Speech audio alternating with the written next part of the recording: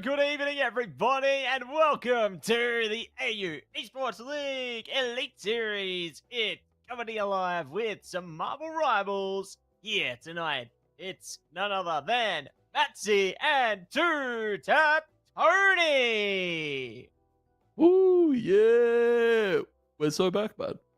Good to be back. Yeah, it is good to be back, and good to have you here, Tony. Obviously, seeing you on the sticks most of the time, it's great to have you all front-facing and ready. Show us some hype for Marvel Rivals. But before we get hyped up for Marvel Rivals, everybody, it's time to hype up for our sponsors. And first and foremost, I want to say a big shout out to AGON by AOC, the #1 gaming monitor brand in the world. AGON by AOC provide best-in-class monitor solutions for gaming and all other needs. And don't forget them. I'm feeling hungry already. It's Indomie, the noodle partner. Made with high quality of flour and selected ingredients and spices, a plate of Indomie mee goreng will certainly brighten up your day. Try any one of the flavors available today from your local grocer or at indomie.com.au. Big shout out to our sponsors, Tony. I'm feeling hungry. Are you feeling hungry? I'm feeling a bit peckish. Might have to get some, during the break or so. But man, yeah, these are gonna be some. I'm hungry for some action as well. I was gonna say we had some great games last week, and I imagine they're gonna deliver this week as well. Absolutely. Bring the action, and we shall. Standings coming here up right now. We got Monash on top. Well, it's a quadruple tie for first place at the minute. Monash, RMIT, UNSW, UTS all taking their first win of the season. And on the other side of things, a quadruple tie break for fifth place there with UT, Macquarie, Swinburne, and UOM all on the same standings there. So you can see, 2 wins, 2 losses across the board. It's going to be a pretty tied bargain. But let's take a look at what's going to be going down tonight and what's going to shake up those standings. Because first game, it's Swinburne, UNSW, 7 p.m. Followed up, Macquarie, UOM, 8 p.m. Following suit again, UTS and RMIT. And last but not least, it is Monash and QUT at 10 p.m. Tony, I am hyped for these matches. Which one are you most excited for? I was gonna say the 9 p.m. game, UTS versus RMIT, is definitely one I've got my eyes on. Right, UTS probably one of the more heavily favored teams here. Of course, we got to speak to a few of the players last week, and they're like, "Yeah, UTS is pretty good." RMIT showed some good form as well in their opening game. So UTS RMIT definitely one to look at, but as well, of course, have to give a shout out to our first game this evening, Swinburne versus UNSW. Should also be quite a close one, I'd have to say. Absolutely. Keen to see, I guess, these close-knit matches, right? We saw a lot of close competitive games last week, and it just goes to set the precedence for how the season's going to go, doesn't it, Tony? Like, really bringing up that energy, showing that all the players are dedicated to the cause. They're committed, they're scrimming inside and outside of the game. They're just scrimming it up, preparing the best that they can. And I think with such a useful game, it goes to show that they want to go far. And I think that given the right mindset, circumstances, they definitely believe in themselves to do it. Speaking of themselves, though, let's take a look at our rosters right now, everybody. We've got the players to look out for, Tone. Yeah, for the side of Swinburne and Shide, Blooper Duper, Kea, John Clefine, Heguya, and Tina. And for the side of UNSW, it's Muffin, Resh, Frost, Nova, Runkler, Bonting, and Lick. Some interesting names there, Matt. And apologies for any butchered pronunciations. I was going to say for the UNSW side, we saw a very good supportive side from them last time. Of course, Resh on the heel, and as well backed up very well by the rest of his team. Swinburne. My eyes are on Shide. My eyes are on Blooper Duper. Of course, one of the I guess the more scary heel duos as well, with, of course, John Clefine on that Loki. So a lot of good Lokis, of course, so far that we got to see last week, and definitely looking to see some good Loki play going into this week as well. Yeah, eager to see if they're able to bring out the team up as well. If they manage to let Hela come out of the wayside, maybe even the Thor comes out there, because we have seen a bit of the potential to play around that team up, bring them back from the dead if they manage to secure any kills there. Really powerful. But obviously we did see the power of Hella, especially coming out from some of our players last week. I feel like that's probably going to be a more commonplace ban coming into some of these games, dependent on the rosters that we do see, of course. But it certainly has made itself known, and I think, speaking of being made known, the Bucky was certainly quite the powerful pick coming out as well. I'm really curious how teams will be adapting very soon. But let's take a look at our map right now, Tony.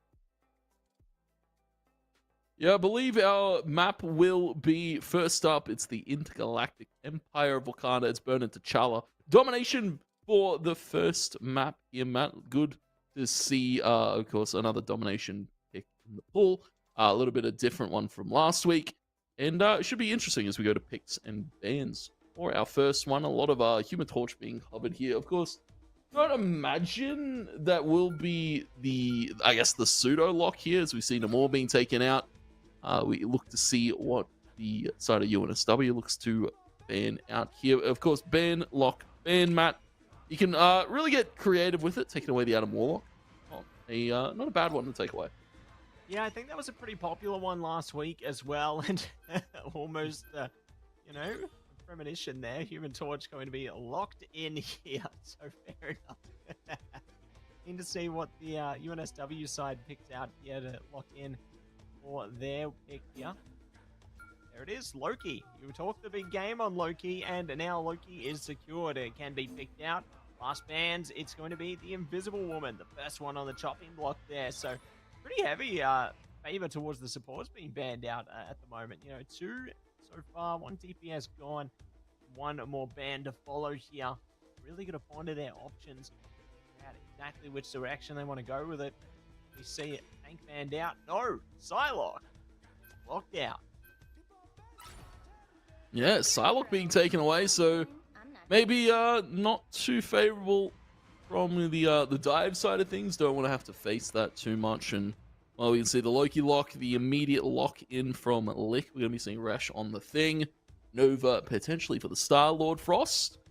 Don't mind a little bit of Iron Fist from him. We saw it a little bit on display, I was going to say, over in the high school league. You know, Iron Fist is one of those characters that if you can get onto the backline and kind of not get focused out, then it could be a very brutal threat.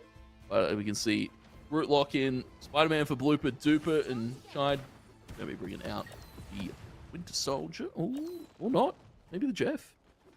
30 seconds before you attack. My name is Jeff. That's what they're bringing out. And to see how it all goes down. Kagi are going to be on to the Black Widow there as well.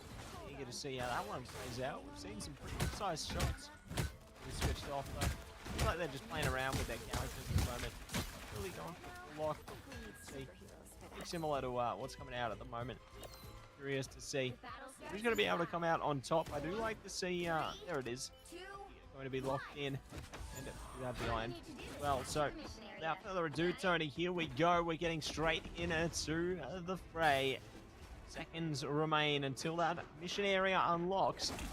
Here comes the high maneuverability characters. Spider-Man taking on the Fist.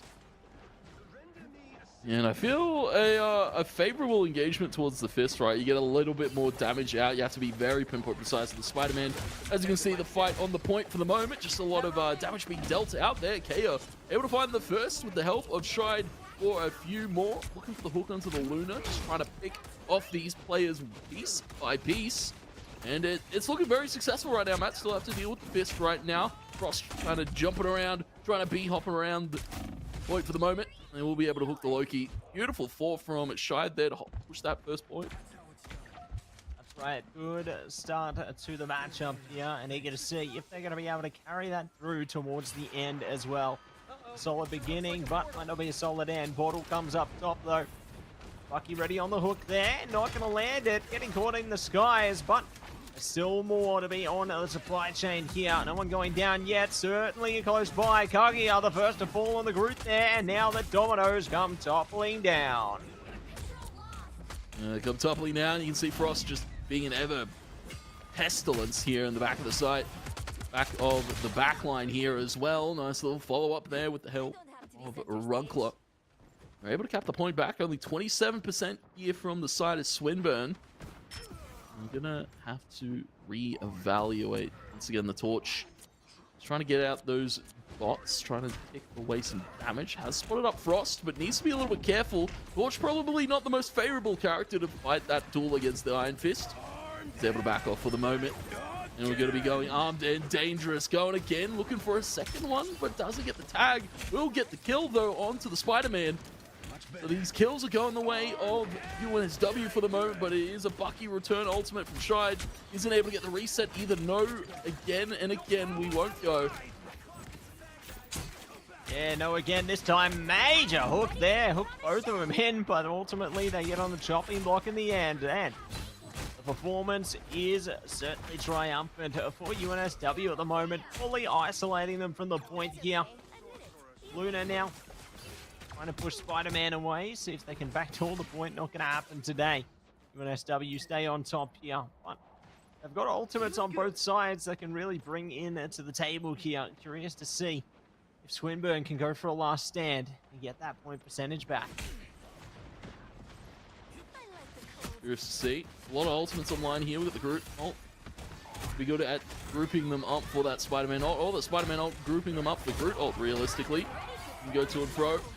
He's going to be tossing out the Human Torch ultimate. The fire tornadoes, a storm amongst these players right now, but nobody is taking any sort of damage. Runkler keeping them healthy with the Luna, the fate of both worlds, and there comes the Groot ultimate. Kaguya is going to group them up for Kaya to do some good damage here. There's still a lot of fights going on the point here. Frost trying to pop in and pop out, dodge, duck, dive, weave, and slip and slop around the site. He is trying to find a little bit more onto the Groot, but it will be Kaya to find it in return with a blooper duper. They're able to capitalize the point back. Beautiful push there. Yeah, they go absolutely slip, slop, slap there. Pull out the sunscreen and clean up the site. A great way to turn the tides back in their favor. And got pep in their step. That's exactly right, Spidey. And see how they manage to hold down the fort now, because they've got a, again, to say the least, to worry about for UNSW. But Spider-Man's ultimate could do a good job of keeping them off site here. But they are on track for another team fight. The Thing leading the charge there. Good walls to cut off the lines of sight, though. Spider-Man on track right now. Lots of damage in the back line. Both healers down and more to follow. But we're going again right now. Shutting them down one after the other here. It's incredible damage. That is going to be the site stolen again. Back towards their favor. OT timer on lock right now. But they're finding the shots again. Shy just hitting everything right now. Just nothing missing for the side of UNSW. And they will be able to capture that first point on Burn and T'Challa. Beautiful back and forth, I have to say. Matt Swinburne definitely, I guess, expected, at least in my eyes, very much a closer game expected of both of these sides. And I was going to say Swinburne definitely gave it to them. Some great combination of the ultimates there. Groot ult as well. And you saw the Spider-Man ult from Blooper Duper. Very good at finding those crucial picks and capping the point back. And keeping it a little bit closer in that first point. But now, got a little bit more inside. And I'd have to say this is kind of where some of these characters fall off a little bit, you know. There's not as much open space to take. There's a little bit more funnel towards the you know, the chokes here, and that's why we're seeing Frost swap off of the Fist over to the Wolverine, because he got that fastball combo with Resh. So it should be a curious note here to see what UNSW look to do with that combination. Absolutely, and Swinburne brought out the Penny Parker and the Magneto as well. Cloak and Dagger coming into the fray there too. So big change up heading towards the second sector here. Curious to see how things are all going to play out. Magneto already keen to get into the fray here. Ready to bring out those fragments. Deal some damage. Speaking of damage though, Wolverine already bouncing all over the map like they're a bouncy ball right now, just going crazy. Supernova coming out there from Johnny Storm, and they are doing absolute work here. Human Torch does go down in the end though. Frost now starting up. Killing floor, 2 members down, more to follow. Blooper Duper is out of here, Tone. And that's now first point capture for UNSW.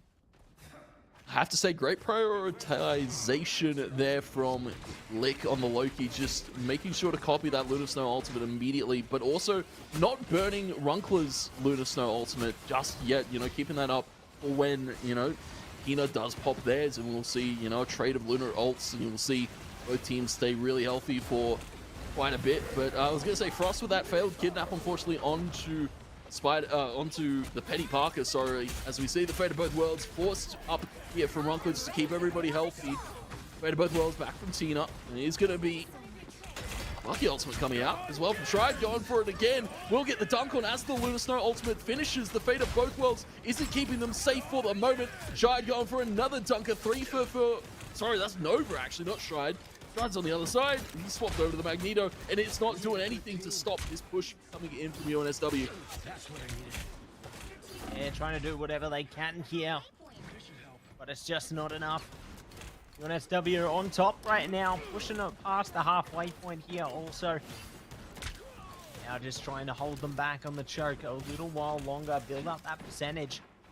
Got ultimates to play with as well here. Really good to get them. Supernova, here we go. It's Johnny Storm again, trying to shut them out, create some kind of an opening for their team here. It's not working out so well though, but there's the Loki ultimate as well.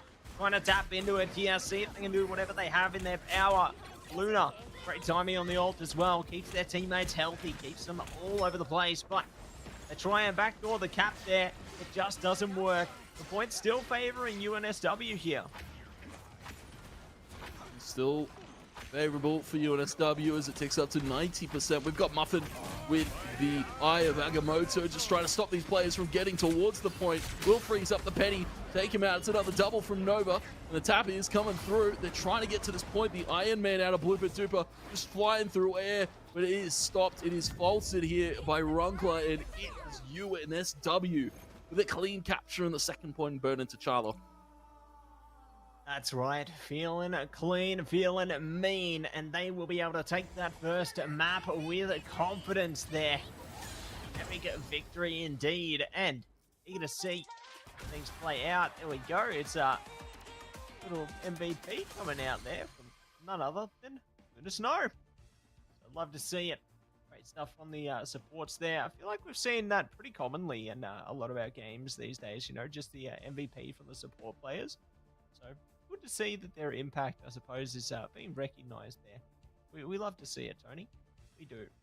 But you know what we'd love to see? Eager to see if Swinburne is going to be able to bring things back heading towards map 2 here. They've definitely got their work cut out for them. You know, they had little moments of brilliance where they were able to get some kind of contest through, but it seemed like UNSW always had something more to pull out of their bag of tricks there.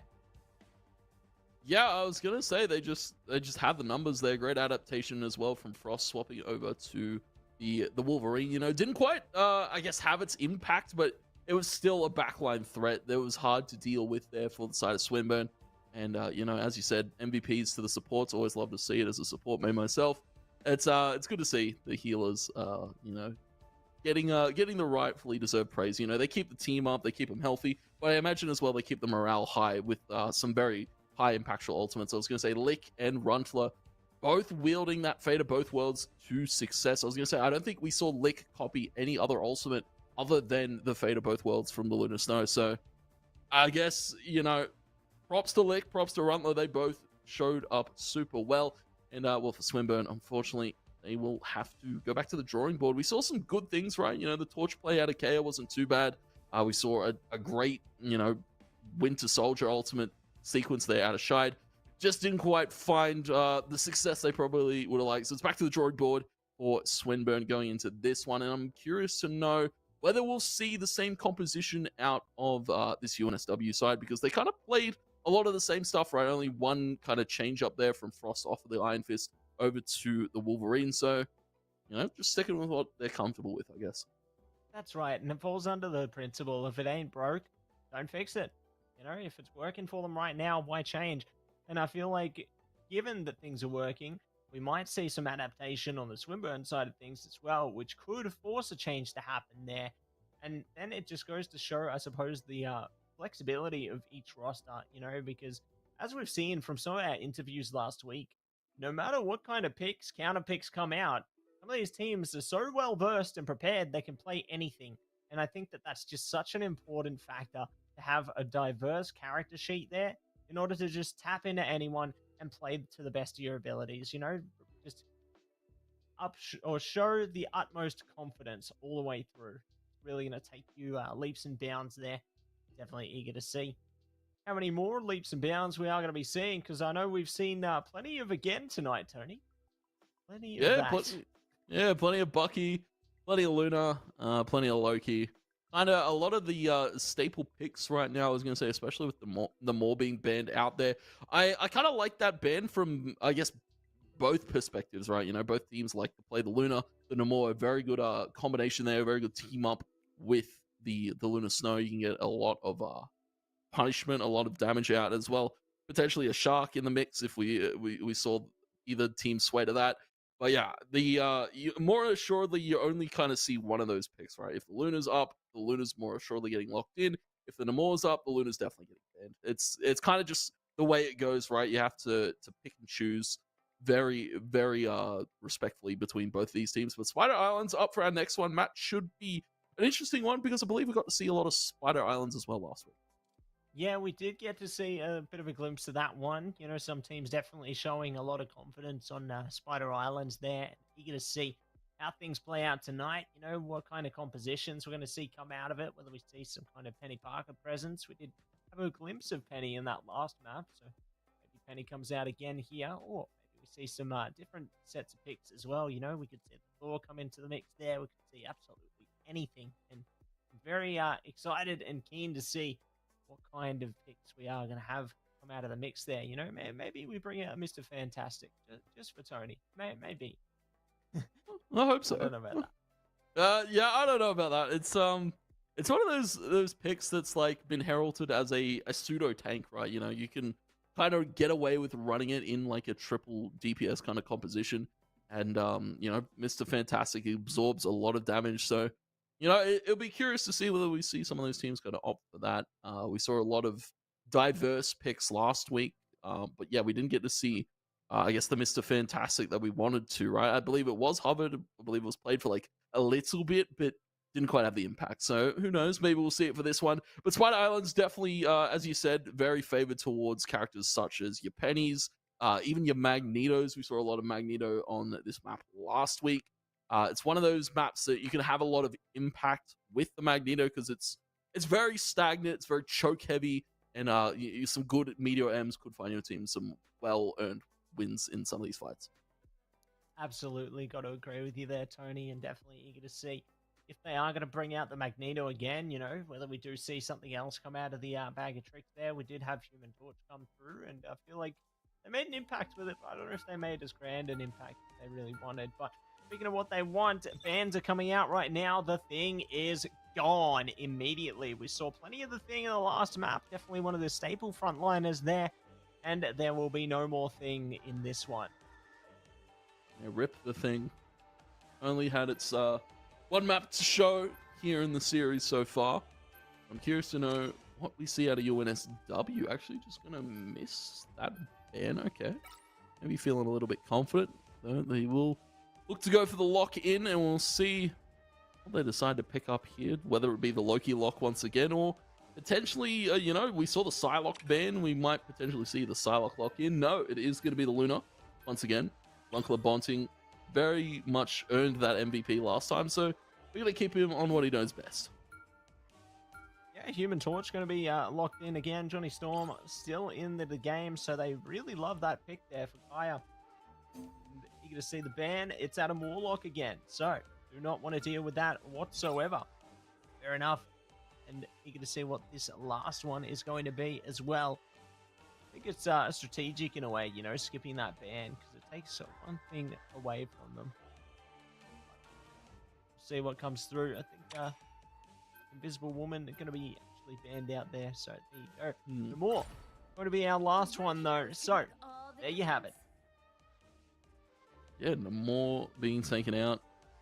Interesting, though, as well, of course, the fact that Luna was left up, that UNSW opted to ban the Namor themselves, so maybe playing into it a little bit, I don't know.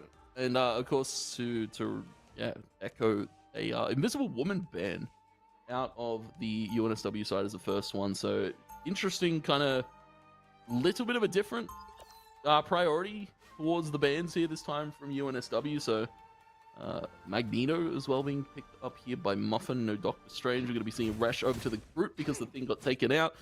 Groot probably, you know, top 3 tank at the moment. Definitely can output a lot of damage, but also soak up a lot of damage as well. With that big wall that he has, he can kind of get healed up to an insane amount of HP, and it's kind of hard to take the Groot out if you can't just like burst him down with everybody focusing him right. Yeah, absolutely. It's going to be a tough one. And one thing to note is Psylocke got let through the bans this time as well. We did see that one banned into the last game. So curious to see how Nova actually plays into this one now. They will find a large impact there. And a mistake has been made letting that one through. But we're going to get through. Let's get through the gates right now. Lots of damage already output towards the Doctor Strange there. Maybe more to follow. Bucky locked in, trying to shut down those DPSs. Taking a lot of damage from Spider-Man, though. Blooper duper. Good impact in the back line there. Almost being focused down, but they're just being so shaky. It's so hard for them to aim here. And this is what they want to achieve. Look at that. Keeping it mobile, chipping them down slowly but surely. And they're already finding the impact. Breaking apart that defense hastily, but they haven't broken through completely. Yeah, great dive, I have to say, from K. That's the ability of the torch, right? You can kind of, as well, just do some insane burst damage out of nowhere with that dive. But great instance back from Lick and Nova to kind of stabilize it here, and as well, still need to be careful. Blooper Duper kind of hovering around this this front line for the moment. I'll be thinking about the change, though. Does walk back to spawn. Muffin holding this front line super well with the Magneto. Kind of just a meat wall at the moment. Nova will be popping the ultimate towards the back line. Denser, Butterfly to find 3. And Blooper Duper sent packing as soon as the swap comes in. Nova sends him back to the spawn region, looking for another on the height, but it's Kea taken out by Muffin. Beautiful hold there from UNSW. Yeah, really great hold coming through from them there. You can see they are confident. Bring in the action here. Need to see what else they can bring to the fray. Speaking of, though, goodbye Muffin. Maybe more to follow. Luna's ultimate going to be coming up there. So Iron Man holding back for a second now. Oh, there's the max pulse. Great timing. Goodbye Luna. Groot does the ult too, though, but they're still going to hold on to it. Maybe for a while longer. Swinburne forcing them back here. And good timing on that Luna ultimate as well, allowing them more flexibility to push that cart just a little bit further past the halfway point to the first tier. But there's going to be another team fight on the way for UNSW. Let's see which way Pendulum will swing. Unfortunate timing there. I was going to say Runkler and Lick both having that Luna Snow ultimate cancelled out. There will be another one up for Runkler. Walking it up on in. It is going to be Frost on the last stand. Dashing in. Taking out names here with the claws. It is going to be already so many players sent back, and Kea able to get out for the moment. Skied as well. It's going to be coming out on that left-hand side. And all that was needed from UNSW to hold that down was the last stand out of Frost. So well played in prioritizing, not overextending with all of their ultimates that they've got. They still have the Magneto Meteor M. We'll be seeing Kea kidnapped once again. That's a great outs there from Frost. Yeah, great to pounce in on it and see what else they are going to be able to bring in. It's time to go again. But speaking of again, Nova is focused up onto this flying character, Human Torch. Getting focused up right now again. Not going to be going down though. They're onto the back line. Ult comes out. Here we go. Slice and dice and say goodnight to multiple enemies there. And more could be following up. UNSW, great response here. We're on track for even more now. Psylocke just locked in on him. I can see why the ban was to Psylocke. Last game, you can see the impact that Nova is having. These Dance of the Butterflies are finding multi-frags here for the side of UNSW. And they just continue to put the pressure on. Nova's still being as slippery as ever. That Magneto Meteor M could be a very crucial ultimate here to hold it down. Blooper Duper forced up in the back line. And this Spider-Man not finding the impact he'd like right now here for the side of Swinburne. Beta both worlds up here for Runkler, just keeping everybody topped up. Everybody's healthy for the moment. Frost once again continuing to pounce, and it is looking good. Magneto Meteor M not going to quite find its mark. Nobody really going to be getting hit by that one. Just for style points. They're styling on it, and they will manage to hold it back until the end of the round there. So, great way to hit the ground running here. Keen to see how they gun things through into the next part of the matchup here. Frost, immediate on to the Wolverine. John Clefine on a Magneto. Very similar compositions, branding their way through here, but Jeff has managed to find its way through. Don't know if that's going to be locked in the end, but great to see the hover come through there. Curious to see what their strategy is going to be here.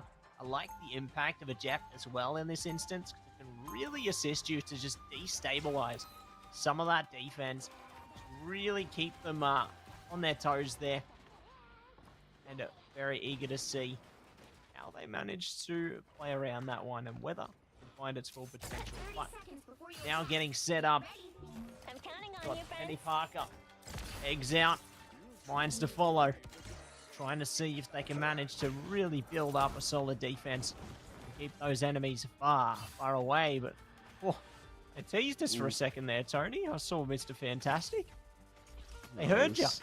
I was getting excited, man. I was like, oh, Mr. Fantastic. This isn't too bad because there's a lot of, I'd say, projectile-based characters here from the side of Swinburne. Do have Pay Up already putting out quite a bit of damage there with those fire pillars. Backing off though. Frost flying on in, not a care in the world, but can't pop the E there to get the shield up. And will be taken out. That's the unfortunate side of the Venom, right? If you get stunned up before you can get that shield off, you're kind of just left hung out to dry because you're so deep in the backline. There is nobody there from the side of UNSW to follow up with him. Egg will be broken. And Muffin continuing this push though. Frost has just kind of attracted all the attention for the rest of them to walk up. It's another double up from Nova. It is Muffin to find a remaining few members sent packing for the moment. They're sent packing for the time being. Great way to push around it though. Nova just staying on them and not letting up. Their teammates coming to support them allows them to lock it in for 2 as well and force it all the way down to the line. And just like that, they will get close to pushing it over the edge. Not quite yet, though. The time is here. They're fighting on. And it's Spider time. But not for long. Yeah, not for long there. Beautiful hold, but into another beautiful push. UNSW. The dominant Spider Island there. I was gonna say I very much liked the adaptation and the priority there. I would have imagined with how well Nova played the silo that they would have like tried to lock it in, right? You know, it was very great to see some multiple high impactful Dance of the Butterflies there out of Nova, and a well-deserved MVP. 22-2. Some big play out of Nova on the Psylocke, but overall a team effort. I was going to say Runkler going over to the Shark. We saw Lick over to the Mantis. We even saw Resh kind of bring out the third support. We saw a 2-1-3 composition here for the attack from UNSW, and once again showing that flexibility. Yeah, exactly right. Just showing the flexibility, showing that they're capable. They know how to adapt around things, and they do so with such confidence. Really solidifying their position into the competition here, and goes to show they're a formidable force and a one certainly to be reckoned with there. You're going to see how they perform heading into the later weeks of competition as well, Tone.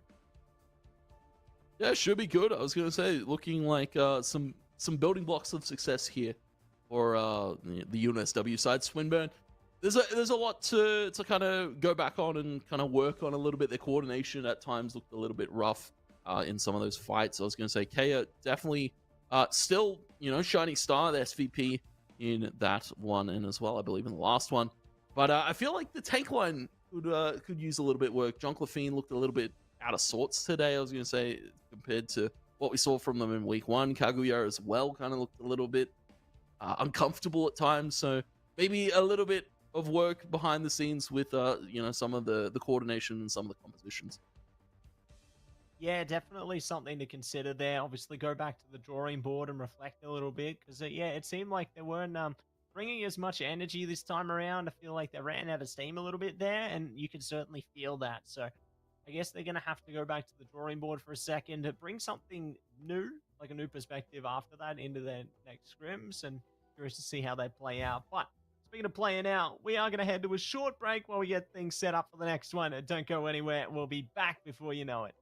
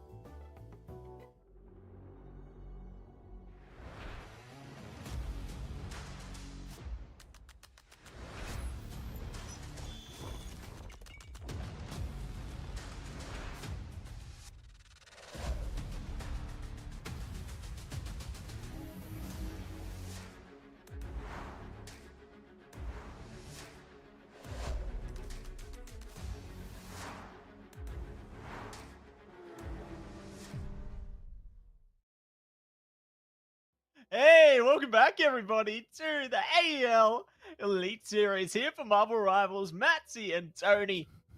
Shaky as ever after such an incredible matchup. Cannot believe what we saw tonight, Tony. Definitely a bloodbath. Yeah, very interesting back and forth there in that first one on domination, and then very, I guess, one-sided once we went to Spider Islands, right? So, I'd be curious to know whether we'll see the same kind of storyline of all of our other games this evening as well. That's right, but speaking of this game, let's take a look at how it all went down, because we have an interview right now. Welcome in, Rez. Hello. Hey, welcome in. Congratulations on your big win, mate. And I can see you've got your #1 supporter in the background there. I'd love to see it. But to kick things off, how are you guys feeling coming into the match? Were you like expecting big things from your opponents, or like did you feel pretty confident? We were really prepared, especially with the Johnny Storm that Kyle was gonna play. So we decided what we were gonna play to counter him, because he's like the center of their team. He's really good Johnny Storm. And we've been scrimming a lot, especially against Monash last night. And their tank lineup was really solid, so we decided to shout out it's Genzo, mate. Yeah. Yeah, I was gonna say, you guys, I definitely have to give you props there. The tank line looked very strong. I saw the adaptation. They banned out the thing there going into the second map, but you see pretty cool Karma Collector. What was the thought process once they, I guess, opted to ban out your pick there? I don't even play that much thing, so I didn't really think that much of it. So, yeah. No, good to see. And I noticed in the first game they'd banned out the Psylocke, and I guess we all saw the impact of that coming into that second game, didn't we? And I guess, what do you feel was the thing that made you guys really find your spark heading into that second match there? The second match, Nova being able to play Psylocke was really, it really lifted everyone up, because he's a really good DPS, especially Psylocke. We had a really solid support lineup as well as our tanks. So we weren't really too scared, because we are all comfortable over each other's playstyles. And yeah, especially Frost's Venom working on point. That was solid. Yeah, definitely caught a glimpse of that. I was gonna say it was an interesting thing out of Frost. I guess I want to target a little bit of another question towards the picks and bans, right? You guys locking in the Luna, but actually banning out the Namor. Normally we see those two characters pieced together like two peas in a pod. So I wanted to pick your brain a little bit. What was the thought process going to the Namor ban there? Can't leak our team strats too much, but we were going to play something, but we couldn't. Okay, yeah. So yeah. No, that's all right. Definitely got to keep it close to your chest. I get it. And it's good to see that you guys were able to play really well, regardless of whatever you managed to get through in picks and bans there. And really keen to see what you guys can do heading into the future. But once again, I've got to say a massive congratulations to you guys. I'm really excited to see, which direction you guys can take it throughout the season. I think you guys have major potential. You guys are going to be onwards to some great things. And, best of luck in the future weeks. Yeah, on everyone's soul, UNSW is beating Monash. Watch. Watch. All right. Oh, my eyes are wide open. Ready and waiting. But, that's going to be that for now. So thanks so much for joining us, Rez. We'll be seeing you again into the future. Keen to see it, mate. You guys got this. Thank you. Thank you. There you go, Tony. Yeah, some strong words, some fighting words there out of Rez there. He didn't roll like strats though. I couldn't pick his brain that hard. So I'm curious to know what the secret strategies are going into the future weeks, of course, and what we see out of both these teams. And a lot to call on from Swinburne. and a lot to build on there from UNSW. But Matt, I believe we've got plenty more games to come through. That's right, plenty of games, plenty of fish, and it looks like we are going to be getting into our next game very soon. But Tony, speaking of next game, there it is. It's Macquarie. It's UOM. We've seen him before last week, and we're going to see him again very, very soon here. So keen to see how it all goes down because we want to talk about the faces behind those rosters. And to start off, Tony, we have Macquarie, Tashi, 250R, Nascent, Technovius, Helix 16, Arsham, Just a Tuna for Macquarie. And for UOM, it's a Swaggy, Ezax, Razor Arcanum, Epsilon Mail, No You Me, and Cyclone. Yeah, I look at these rosters and there's immediate names that pop out here from UOM, especially coming in from last week. Isaac on the Loki, another Loki player that we expect to see. No You Me on some of those different DPS picks was also a treat to watch from UOM.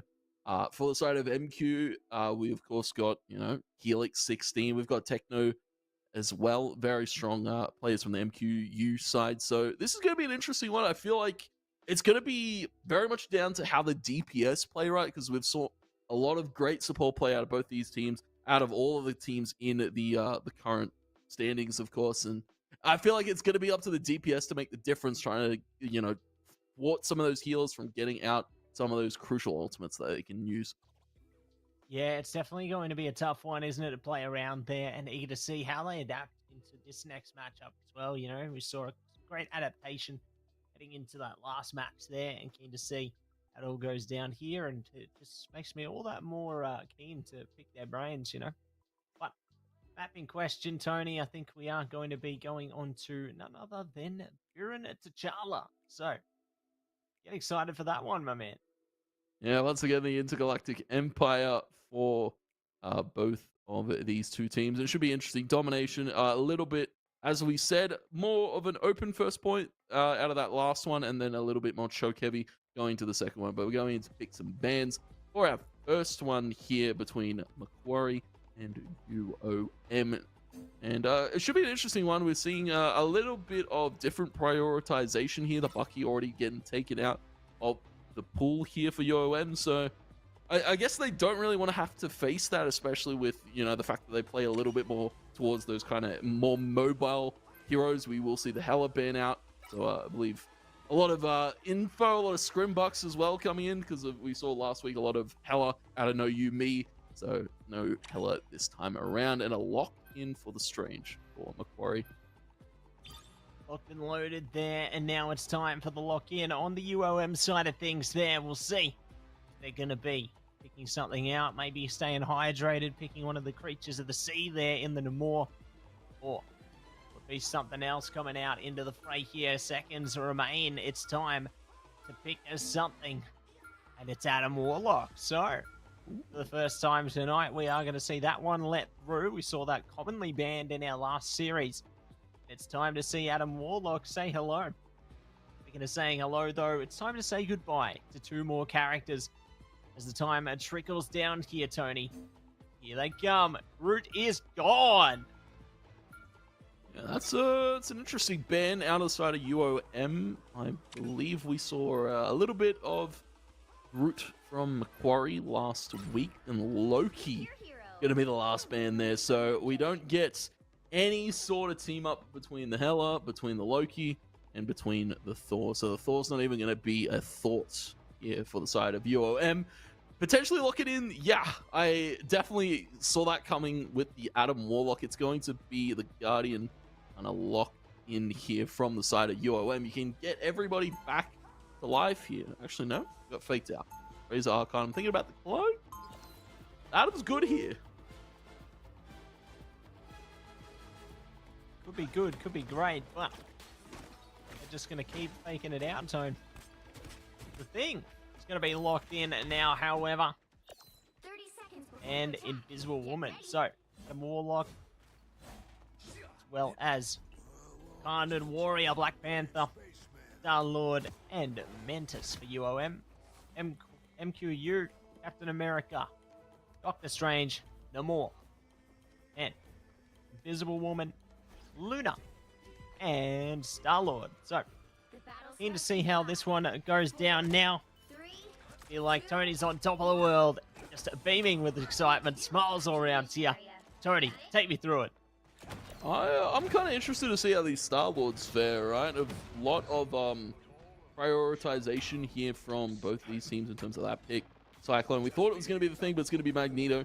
Try and keep the teammates healthy for the moment. Keep them safe. We got the Namor from Nasanli, though. Should be good at fighting these Star-Lord guys up in the air, right? Especially going to be dishing out a lot of spears, a lot of squids on the floor. And it is already going to be one. Techno on the Captain America, already deep into the backline. I believe we saw this from Techno last week. Very much likes to get in the fray and in the backline. Not a care in the world. Can kind of just swing and throw fists left, right, and center. Is taken quite low, but is able to get to safety. Invisible Woman, just a tuna. Going to keep them healthy for the moment, and still throwing out haymakers. Techno, a very prominent force here on the side of Macquarie, and keep your eyes on that captain. Yeah, keep your eyes on the captain. Keep your eyes on the prize. They will be able to find Star-Lord. Star-Lord will be coming back, though. You're going to see how they can play this one out now. UOM go for the assault up front there, trying to deal some big damage, but no Yumi goes down. Good to deal with them piece by piece here. That ultimate come out from Mantis as well. Really trying to do whatever they can to keep this game alive. And just Captain in the background once again, just dishing out blows left, right, and center to Cyclone now with the help of Epsilon Male trying to walk up onto this side. A lot of ultimates charged up here, but it is going to be Tashi to find the first blow there onto Mantis in the back. Lunar Snow ultimate popped, and so is the Invisible Woman ultimate. So quite an expansion of heals coming out here, and is going to be as well the Galactic Overlord here from Tashi. Namor too. They're just using everything that they've got here. A lot of expansion. We're going to be seeing BkWhatOCE here. He's going to get the stab on Futsu in the back line, and it is still Tashi dishing out this damage. It is a trade back though from Swaggy. The point is capable here if they want to look to walk onto it. The thing, and as well, the Adam Warlock res gets everybody back in the fray here, and everybody for the side of Macquarie is low, bleeding and limping back to the spawn. Yeah, forced to retreat immediately there, and see if that's going to stay the case. They will be able to, at long last, swing it back. UOM get the slice of the pie. Ooh, good shots over the top there, though. Build up a little bit of hold charge. Hold back for a sec here. Try and figure a way out of this one. Wrangle their way forward. Find the angle, the thing. Good to push them out, but they're forced back as well. MQU start to spill through, but they're forced at a crossroads for the moment. Now they can't get out of this choke right now. Just so much pressure being expended by Salon Mail here on the thing. Will be Mantis ultimate popped here to keep everybody healthy. Get those seeds back up. Dish out some damage. Great sleep there on the Techno. Able to falter that frontline presence. Here's another pushing up here. It is no Yumi once again on the Star-Lord, just dishing out ticks, dishing out damage as the Galactic Overlord once again online here, but we do have the Galactic Overlord as well from Macquarie. It's about who can pop that early, who can expend it. A lot more damage being dealt, keeping everybody healthy for the moment. Topped up Techno's in. Here's going to be no you, no me. They're just going to ignore him for the moment. Captain, of course, can dish out a lot of damage to your backline, but also doesn't do a whole lot if you kind of just let him do his thing, kind of walk around. Here's the first pick though from Tashi. So is Tony, and everyone's going legendary right now, trying to take out the opposing Star-Lords there, but the Lunar Snow ultimate just a little bit too prominent there. Keeps them alive. They aren't able to dish out the impact they like. Speaking of impact, no Yumi gets taken out. BkWhatOCE takes him out as well. Great timing on that one. Going to be able to secure plenty of kills with that there. And going to be taking the reins back. The thing, though, trying to stack onto the front line there. Taking a lot of damage. They need either contest or go home. Go home they will. Percent ticks over. Macquarie end up in front on the first point of Biren T'Challa. Yeah, first point, the Institute of Science going over to Macquarie, and I have to give them credit. You know, we saw the Captain America last week didn't quite have the success it is now having into this week, and you can see that there's a lot of doubt starting to swell here in the side of UOM. Epsilon Male swapping over to the Squirrel Girl. We've got Razor Arcanum now onto the Thor. And a little bit of an interesting composition from the side of UOM. They're not really going with their game plan, right? You know, the Adam Warlock was locked in, so I imagine they just go for the res composition, but it didn't quite really find its mark there with so much pressure towards that front line. We just saw Nascently throwing out fishes after fishes there, just dishing out so much damage with those ultimates. Up to now, how do UOM adapt here? And oh, my eyes are on the squirrel right for Epsilon Male. It took us a long time to learn that our powers will Yeah, eyes are on the squirrel. Keen to see how this one plays out. We've seen Squirrel come out a little bit, not much, but maybe this is their time to shine with it. Cap though, good on blocking that damage early on there, using that shield to success, but the success, I like the success of Thor. Such aggression up front, allowing a lot of space for UOM here, forcing their opponents away from the point quickly.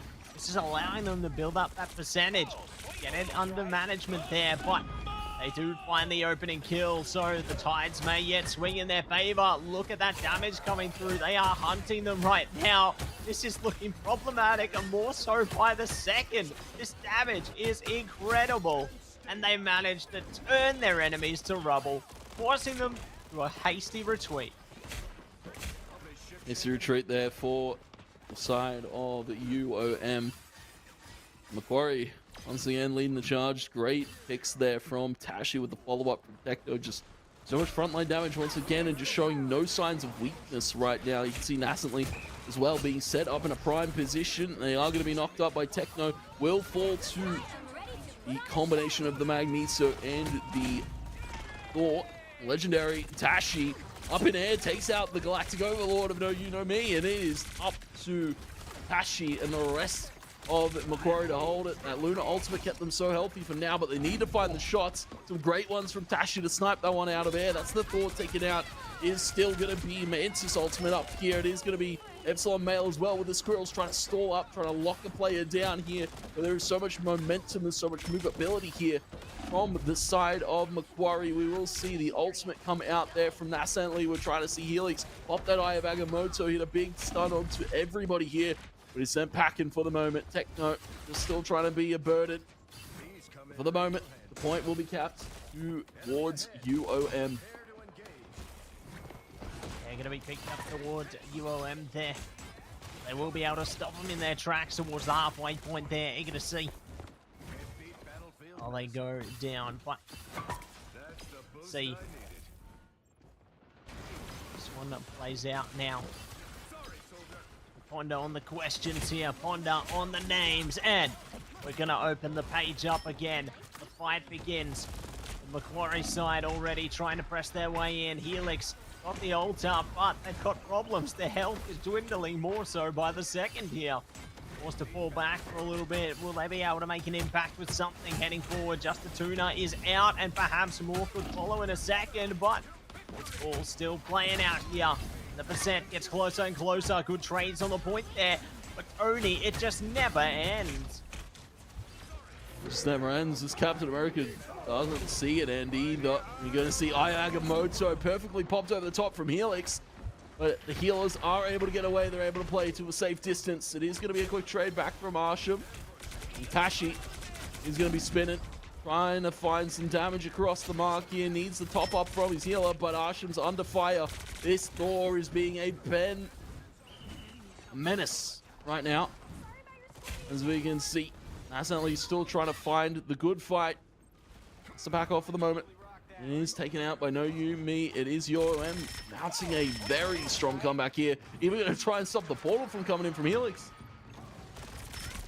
Not going to be able to stop it successfully though. They will be able to get on. Ooh, disappear. Uh-oh. See how things play out now. Meal, big impact here. Legendary. There it is. trying to get the kill through there. They're hunting each other down, but Ashi wins the duel again. Now focusing down their opponents, the damage is legendary, and they will be able to get all the kills in their favor. At the final moments, they win the tug of war, and now they're back, building up that percent. Yeah, the percent is back. A lot of ultimates being expended though, so gonna have to be strong and trying to win it out from here. Or let's have the Thunder Slam. So you see percentage slowly building up. Damage slowly being dealt here. Techno still being a menace.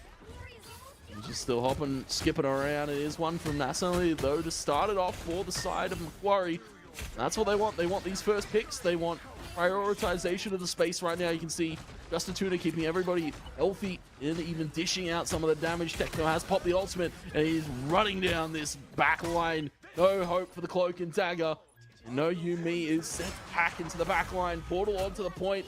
It is going to be a strange pop and through, but it is also going to help out Techno get straight back to his teammates and help them out. Punches onto the Squirrel Girl. Will be KO'd in just a little bit longer. Techno, just an absolute force here on the Captain America. Doing so much damage towards his backline and just being absolutely untouchable. As we see the Magneto ultimate come out. The Meteor M going to slam on it instantly. Stranger's quite low as well. Eye of Agamotto will be popped as a last minute hurrah. It is going to be Tashi though. Galactic Overlord is up in air. But there is so much heals going across this red hand side from the side of UOM. Tashi still trying to get it out. The Eye of Agamotto in return from Razor Arcanum. And it is looking clean wipe here for UOM.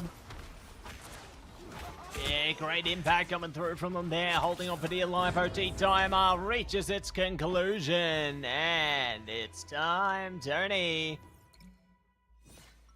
for point 3. Warrior Falls, we managed to see a 3rd point now. We love to see it. And let's see how far we are going to be going now.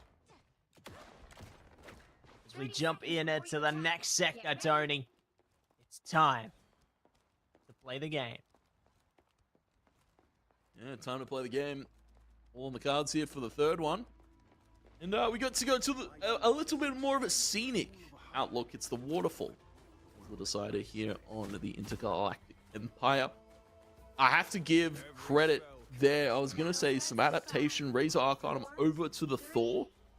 Very much a strong frontliner as well. Cyclone hitting a crucial Meteor M in that final fight. As well as strange portals from both sides were very chaotic. That's what kind of led to such a close point there at the end. We'll go on this next one. Nobody swapping up anything here from the side of Macquarie. UOM though, a lot of adaptation after what we saw them pick and lock in for that 2nd one. Locked and loaded here.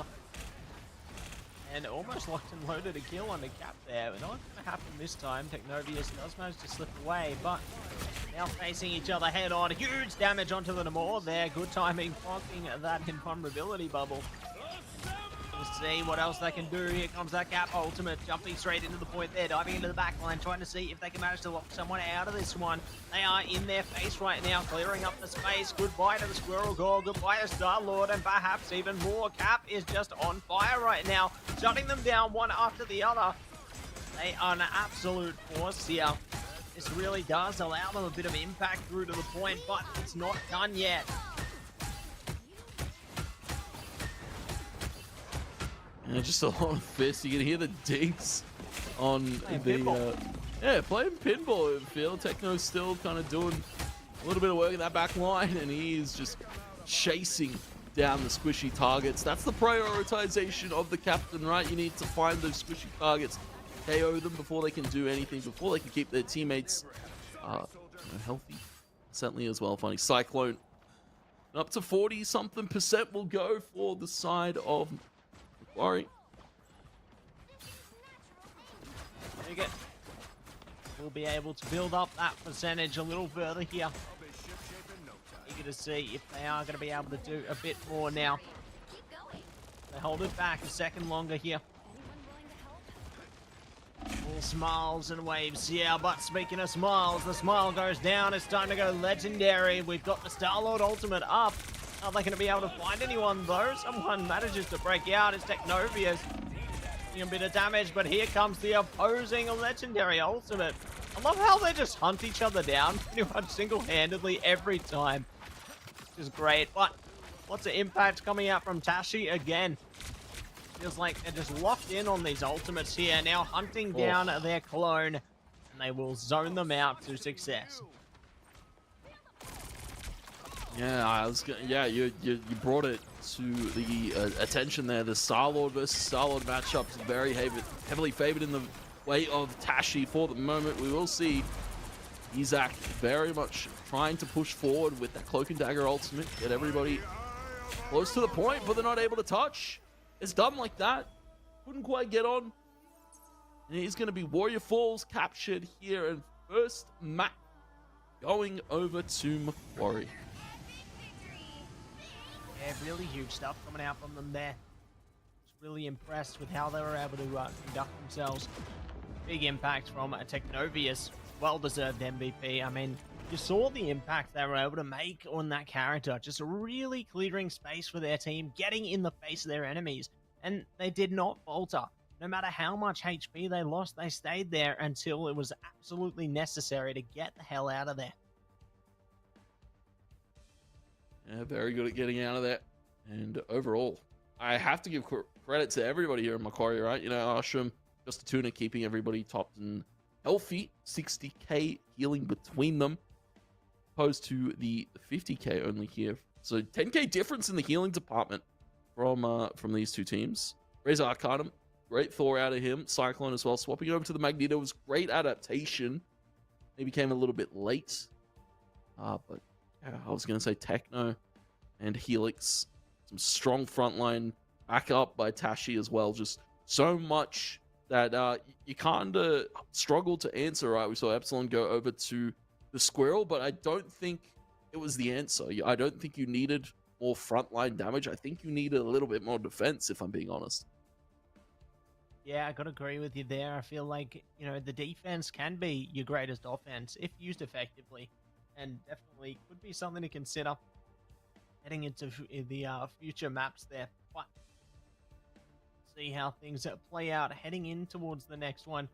Whether we see similar picks and bans come out into the fray there, or whether could be a whole different lineup of cards there. You know, maybe they pull out something outlandish. You never know. Anything's possible in this wonderful game of Marvel Rivals. Anything can happen. I definitely hope to see a ban towards Captain America potentially there, because Dagno is just time and time again, we of course pan to him and he's just running up and mucking that backline. And I guess to give Techno credit, that kind of actually just shakes up how the communication is going for the UOM side, right? You know, the healers are probably like, guys, we need help. We're not able to heal you if we're, you know, getting run down by this Captain America. So then that kind of sends the rest of them into a panic to try and help out the healers, but also it takes their mind off of the objective at hand, which is taking space in some of those fights, in some of those engagements. So my props to Techno. He definitely earned an MVP out of me. And I was going to say, going into this next one, I imagine we want to see that captain banned. Absolutely, but I mean, in saying that, Tony, not just the captain to be banned, I think the Star-Lord might even get panned out there, to be honest. Like, we saw the battle, you know, Tashi was just pulling ahead. They managed to synchronize their ultimates, basically, and Tashi would just be locked in on the opposing Star-Lord every single time. They weren't having a glimmer of hope out of that one, and so I think as a result of that, we could just see Star-Lord banned out entirely, just to not have to deal with that matchup anymore, you know, because obviously they had their fair share of issues with it, and it definitely could be one to take off the cards. But you never know. It really is going to be on their minds, though, as to what they want to take out, but what will they allow through in the same token, because that's something that every team's going to have to consider heading into these lineups. You know, you can take something away, but what do you let slip through? I mean, you think back to our last series, you know, we saw Psylocke get locked out in the first map there, but in the second one, it was let out and all hell broke loose. Yeah, I was going to say just unleashed there. in that last one. But I was gonna say what I kind of think what picks do kind of fall under the radar here if we put so much heavy prioritization there onto the Star-Lord, onto the Captain America. Maybe we see the Loki come through here, because I was going to say the Loki was banned out. As we look at our second map, it will be Yggdrasil Path.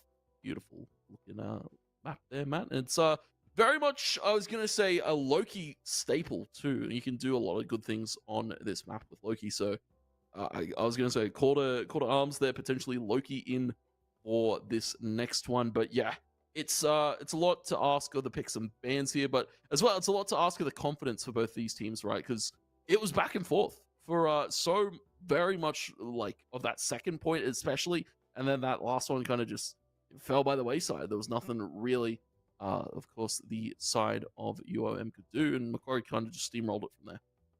Absolutely. And I guess I'm impressed that they did manage to take it all the way to the third point there. You know, I don't think we've seen that all night so far. So definitely goes to show that it's still a competitive matchup. You know, anything can happen.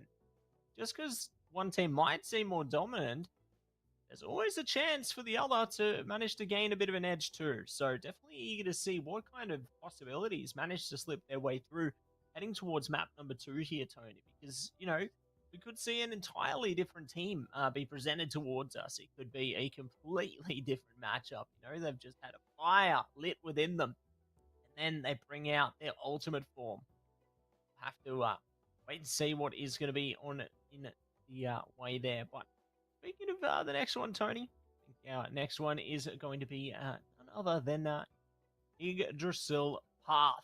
On its way very soon. Definitely keen to get into that one, Tony. I know that the players have already been pondering on their next pick and ban options. I'm super duper keen to see exactly what those are going to eventuate to be. Here we are. Yeah, here we are. I was going to say maybe we see an Invisible Woman. Swaggy's already thinking about that one. Jeff, kind of just the hover here. Target ban once again onto the Hela. Like that out of Macquarie, right? You know, You Me was very, very good last week on that Hela, so just prioritizing that one straight away, getting taken out of the pool, Bucky being taken away from UOM. So, mirror bans so far. Curious to see what will the first priority pick be for UOM. Maybe we see the Loki. Oh, okay. Ooh. Yeah, Magneto. I certainly do. And in to see which pick is going to come out on the other side. Yep. Expected.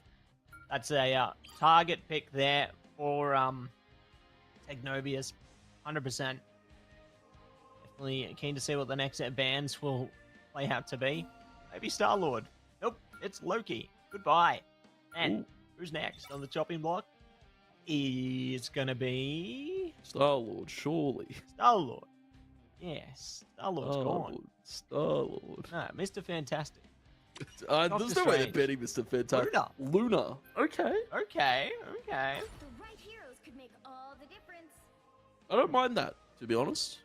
That leaves the healers in a little bit of weird situation, right? Because we saw a little bit of that coming in from our last map. Loki, of course, not being in the pool. So, you know, hate to see it. Isaac not going to be able to flex his Loki this time around. And straight to the fastball composition here. Cyclone onto the Wolverine. We're going to be seeing Mag and, of course, the Thing. And for Macquarie, Strange, once again for Helix. And, you know, pretty much mirror composition of what they ran last time. Just Asham now onto... Oh, sorry, Asham now onto the Mantis.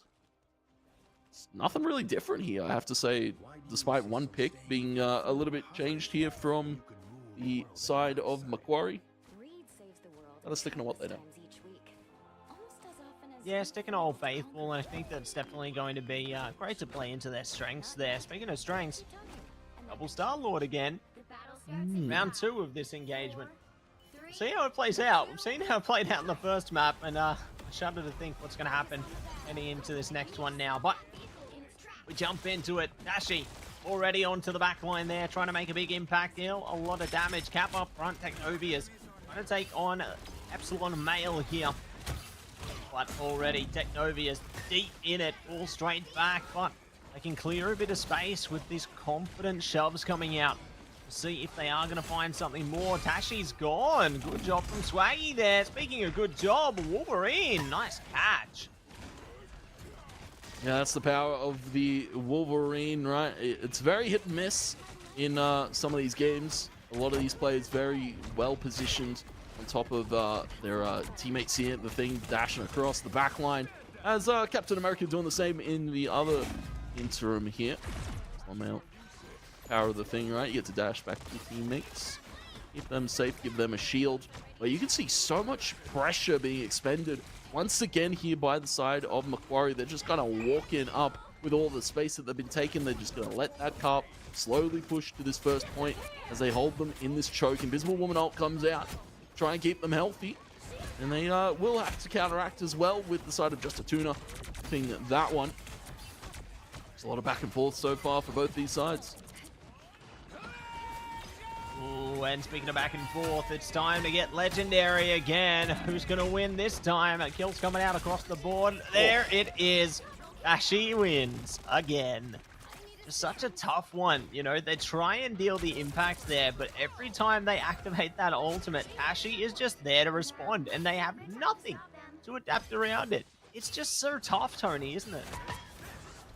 Yeah, it's heartbreaking, right? If you're the Star-Lord going into the other Star-Lord that's kind of just had your numbers so far this series.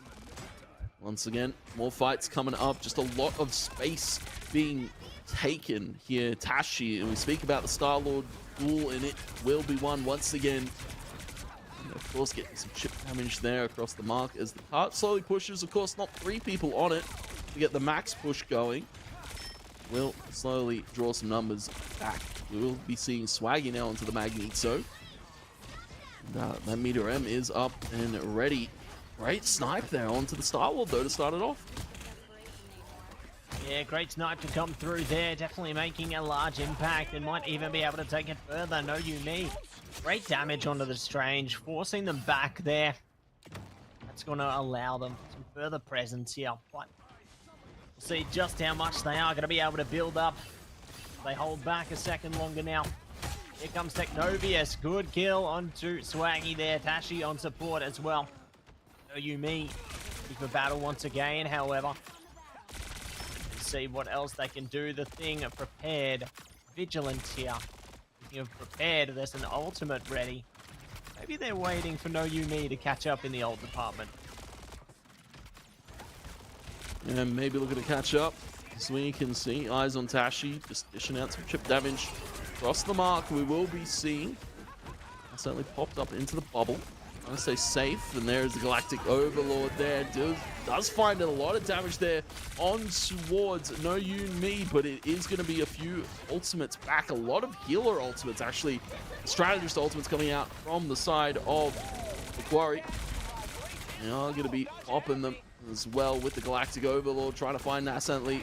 A lot of damage being dealt, but No You Me can't get too deep in the mix. Yeah, can't get too deep into the thick of it there. Just trying to deal some chip damage from afar here. They're doing a good job throwing jabs there, but no significant blows landed to go for an execution here. Their teammates, the ones that might need to capitalize on that. Speaking of capitalization, though, the pressure again, Technovius up front. They do have the Eye of Agamotto available if they want to try and throw a bit of a spanner in the works here. This could be a great catch on the Thing as well. Not going to be able to advance it. The more goes down. That's very troublesome here. See if they can manage it. Here we go. Big impact coming out there. The hits are going through one after the other. They are on track here. Trying to smack them into orbit. And here we go. Yeah, very interesting start to that fight. We saw the Eye of Agamotto kind of hit everybody there, but not really the follow-up that the side of Macquarie would have liked. Just a Tuna just keeping everybody up for the moment. We'll pop that Invisible Woman ult. Galactic Legend here coming out from Tashi. Once again, trying to find No You Me. Just stop them from being a threat there in the air, but they will force to fall back. It's Techno as well. Once again on the Captain America. Everybody assemble. He's throwing out left, right. Good nights. Tashi looks to clean it up with the help of Techno. Magneto Meteor M does come back, does slam onto the Mantis. In the meantime, still fights going back and forth here, still damage being dealt. Tashi just walking up onto the sports. Very much an aggressive play coming out of Tashi. Ascently as well finding the front line. And that is finally going to be the push expended here for the side of Macquarie. They will look to cap this second point, but not if UOM have anything to say about it. The thing's in.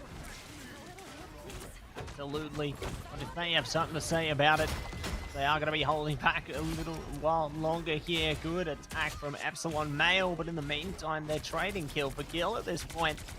Trying to really make a grand impact here. Oh, shots come out from Tashi. There it is. They clash and they fall. Time is not on their side either here, Tony. One last attack is all they can manage. They want to have a go at this second point. Now they're going to have to gather their forces. Helix at the Meteor M is online. It is going to be a portal out. Tashi swapping over to the Strange to get them on here.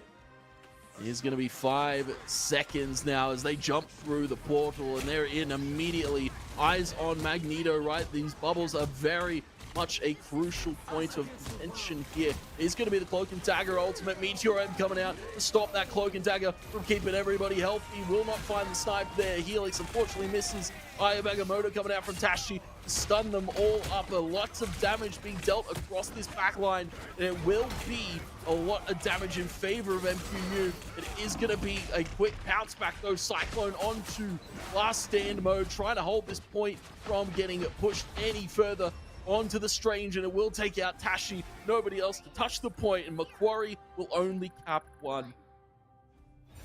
What a stand coming through there. UOM switched on there. The Wolverine making such a statement in the end. And that was the answer they were seeking out. Definitely eager to see how it all goes down now, though. As they play in to the next partition of this one. We are getting into it, Tone. The side switched. The vibes at an all-time peak, and let's see who's going to be able to peek into this one, find a victory. Will it be UOM? Will it be Macquarie? All comes down to this. All comes down to this, whether we go to a third map or whether we see another 2-0 from the side of Macquarie. Have to give credit there. The Wolverine swap up here in this second one has been quite impactful here for the side of UOM. Well, sticking to what they know best for the side of Macquarie, right? We're going to be seeing kind of the same comp, just Helix now to the Magneto instead of the Strange. Actually back to the Star-Lord. Yeah, back into it. Here we go. We're on track. Enjoy the show. It's time to push into it. UOM already on track onto the point here. Macquarie just holding back for the first choke. See if they can force them back a little bit. Plenty of time to play with here, but plenty more they have to consider as well. Speaking of already big damage coming out towards Macquarie here. A tougher time ahead, but not an impossible one. The damage is tremendous there. We'll see what else they can manage. No Yumi goes down. Technovius good on for it, but they've still got more to do. That sound just magnificent, like a home run. More of that coming from Cap in a sec as well, but they're still holding it down and giving in to the fight. Yeah, Techno needs to get back though, needs to be healed up by the strategist right now. Stay healthy and stay alive, because this is a very crucial choke to hold. It is going to be just a tuna popping that Invisible Woman ultimate. We do see the Cloak and Dagger one in return. It's going to be a kidnap there towards the front line. Cyclone is going to be dashing back, but dashes on top of them more. And it is going to be Techno though, able to trade it back though. Yumi found one with the Galactic Legend, but Techno still once again throwing haymakers left, right. Good night there to the Magneto. Swaggy's taken out straight onto Epsilon Male, and they will be taken out too. Great hold here on this first choke from the side of Macquarie. Yeah, really just bringing out a lot of confidence here. They've managed to find their spark in the early stages, and definitely eager to see what else they are going to be able to achieve. They managed to build themselves up. Yeah. Holding back for a second longer. Dealing a bit of damage around the sides, though. Always can find something. They hold back longer. But here comes UOM. Stacking themselves up. Cap ready and waiting. Ult available as well should they need it. Epsilon Male forced to fall back as well. But there it is. Mantis ult comes out. They've got 2 kills out of it and could find more out of the mix as well. There it is. Goodbye Mantis for the Warwick side, and UOM just absolutely on fire right now. One step closer towards that first point. One step closer to more time. And more time, I believe 2.5 will be capped on the clock. If Captain and the rest of Macquarie can't get on, it is going to be them pushed back for the moment. They're going to have to give it up. 4 minutes now for the side of UOM to keep this push going. The Techno still wanting to be a threat. Kidnapped from Cyclone. Tags him low. Able to get healed up by the strategist. I have to give them credit. Keeping the captain up is always a hard thing to do, right? Just with all of the frontline pressure he's being put on here. Has to get back. Play this safety. Juggling back and forth. Techno is good. One, my friend, going good, going great, and need to see if they can manage to shut the gates here. Good shots from Tashi there. Finds Cyclone, and now they look to hold back. But there's going to be plenty more of that where that came from. They've got a lot of work cut out for them. See how UOM adapt here, Tone. I'm going to see how they adapt. They do have the Galactic Legend up for No You Me. So, crucial ultimate and opening up the fight, unless they can just take out the Star-Lord for free there. Some great shots coming in from No You Me. They back up here from the side of Macquarie. They know that they have all the space and they don't want to surrender it. They also have to be careful. Their front line is good. Epsilon Male taken down to quite low HP, but is able to be topped up. Captain America, once again, we speak about it, just in the back line. Throwing haymakers left, right. It is one from Tashi. Stop Cyclone from getting into the back line, kidnapping a strategist and making this hold hard for Macquarie. Yeah, making it hard, making it harder. It's clobbering time, and a more good kill on a No You Me there. We'll see if they can find a bit more. Epsilon Male goes down as well. Doing a good job to bide their time here for Macquarie, but there's still plenty more on the horizon here. They need to really space out their ultis in this one. Otherwise, could have a world of problems before them. But speaking of world of problems, UOM start to stack up, disappear, bring out the Magneto ultimate, doesn't do anything. They aren't able to do it, and see what else they can bring to the table. It's another Magneto ultimate. Uh-oh. There it goes. No impact either. And no impact. And, you know, we spoke about Tashi being a prominent force here on the Star-Lord, but Nascently as well has been quite a key play to watch. The, I guess, the stable backline that's necessary here for Tashi to kind of run amok is going to be Nascently, of course, being taken out, but done more than enough damage here to keep everybody healthy. And dishing out the damage now. Tashi onto the backline, trying to find the invisible woman. Will be taken out. Epsilon Male and No You Me now start to push on here. Magneto needs to get back to safety. They can't stagger right now because everybody's coming through here. Full force from the side of UOM. It's another from No You Me. That point is starting to get ticked here. A minute left on the clock to just get about 50 meters. Yeah, they have to push it with all they've got, otherwise this could go by the wayside and we could see a Macquarie victory. It's all or nothing in this one. Speaking of, it's actually almost getting caught out against the wall there. Does manage to escape, but goes to show any slip up can cost them here. Technovius falling back quickly. Tashi's gone. Invisible Woman ultimate is up, so that could be a key factor here. Speaking of factors, though, no more. Good onto it. Ultimate comes out from Invisible Woman. It's all or nothing in this one. They need to get on the point and quick, otherwise the game could be set just like that. They're into it. Here comes the ult from No You Me. Good shots coming out there, but they are going to be shut down. This is exactly what you want to be seeing from Macquarie here. Taking them apart piece by piece. They only have 10 seconds remaining. They need to play up here. Keep them in spawn. Otherwise, the enemies could get there. Oh, they're trying to stop them from getting the portal, but no! They are going to manage it. They're on to the point. This is all worked out against them. The fight rages on. Oh, but a beautiful Meteor M there from Helix, sniping out the Cloak and Dagger mid-ultimate. That's a strong pick now from the side of Macquarie. UOM still trying to gather their might, gather their forces here, but there is so much damage being dished across. This is where the Captain America comes to play. He can throw haymakers left, right, and center. Swaggy will find one back onto the Invisible Woman, but still, members up here for Macquarie is looking good. Magneto quite low, quite taken low, and it is going to be another onto the Strange. Epsilon Male is fallen, and that is going to be all she wrote. Macquarie are able to put the nail in the coffin. The defense came so close. A great adaptation there on the Doctor Strange portal. But it is Macquarie picking it up. Final score 2-1. Picking it up and putting it down there. Just a tuna. It's going to be the MVP out of that one.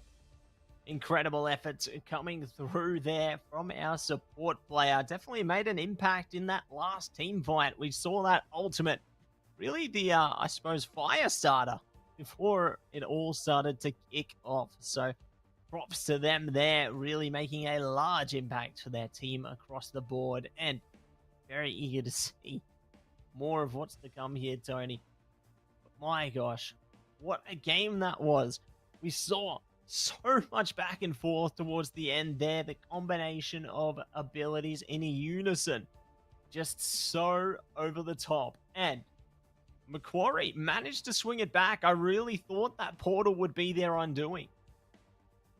Yeah, I really thought that was Epsilon Male pulling a rabbit out and looking to take us to a third, but I have to give a shout out. Macquarie, Techno only died once on the Captain America. 29-1. Let that sink in. 42k damage block 2. Absolute masterclass there. Of course, the MVP going to just a tuna. The heals was so good. And the ultimates as well. Those two ultimates kept everybody alive there in those crucial moments. That one where Nassali was able to find at least 1 or 2 picks, that Sue ultimate kept him up to stall for the point for the rest of them to come up, and Macquarie as a team got it across the line, Matt. But I was going to say UOM definitely had some fight in them there. And of course, look to that towards the future weeks because, you know, that's some potential there for UOM. Absolutely. Like, I think they really put on a good showcase, and I'm very eager to see what more they're going to be able to do heading into the future, because they've got that spark, Tony. Could have gone either way, but definitely eager to see what else they are going to be able to achieve heading forth, Tone. I think that there's a lot on the line here. Speaking of on the line, though, let's see what's going to be on line right after this break.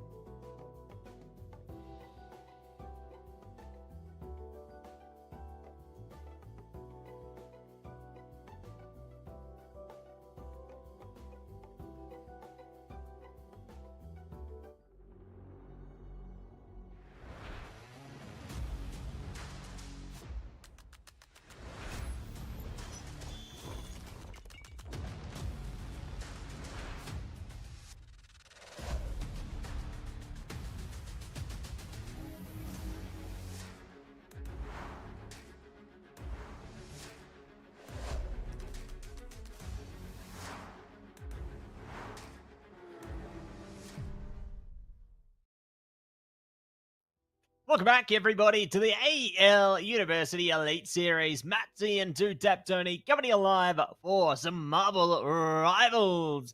And Tony, we have had an absolute thriller of a night tonight so far. How you feeling, brother? Oh, I'm feeling great. I had to take a little bit of a moment there to calm myself down after what was an insane finish to that last map there. I was going to say both teams tooth and nail at the end there, but Macquarie able to get it done. Yeah, they were able to get it done. And speaking of get it done, let's hear from one of the people who got it done right now. We've got an interview. Here's Tashi. Hey guys. Hey, welcome in, mate. Congratulations, first and foremost. And, mate, what an absolute match. Cannot believe it. It was just It's kind of crazy. But speaking of that match, I got to ask, how are you feeling about just going absolutely wild on that opposing Star-Lord all game? No, genuinely, he played very, very well. I was mostly there, like, because his playstyle is not very similar to mine. He kind of like tries to annoy the backline, and I was kind of just trying to get ult charge off tanks and then trying to get ult before him. So it was kind of like who could get ult first off of different playstyles. And my ult I was always trying to get my ult before him just so that I could ult him when he ulted. So that was kind of like my main play. So it wasn't more like he did anything wrong. It was just I was just trying to shut him down the whole time. So he played very well. Anyway.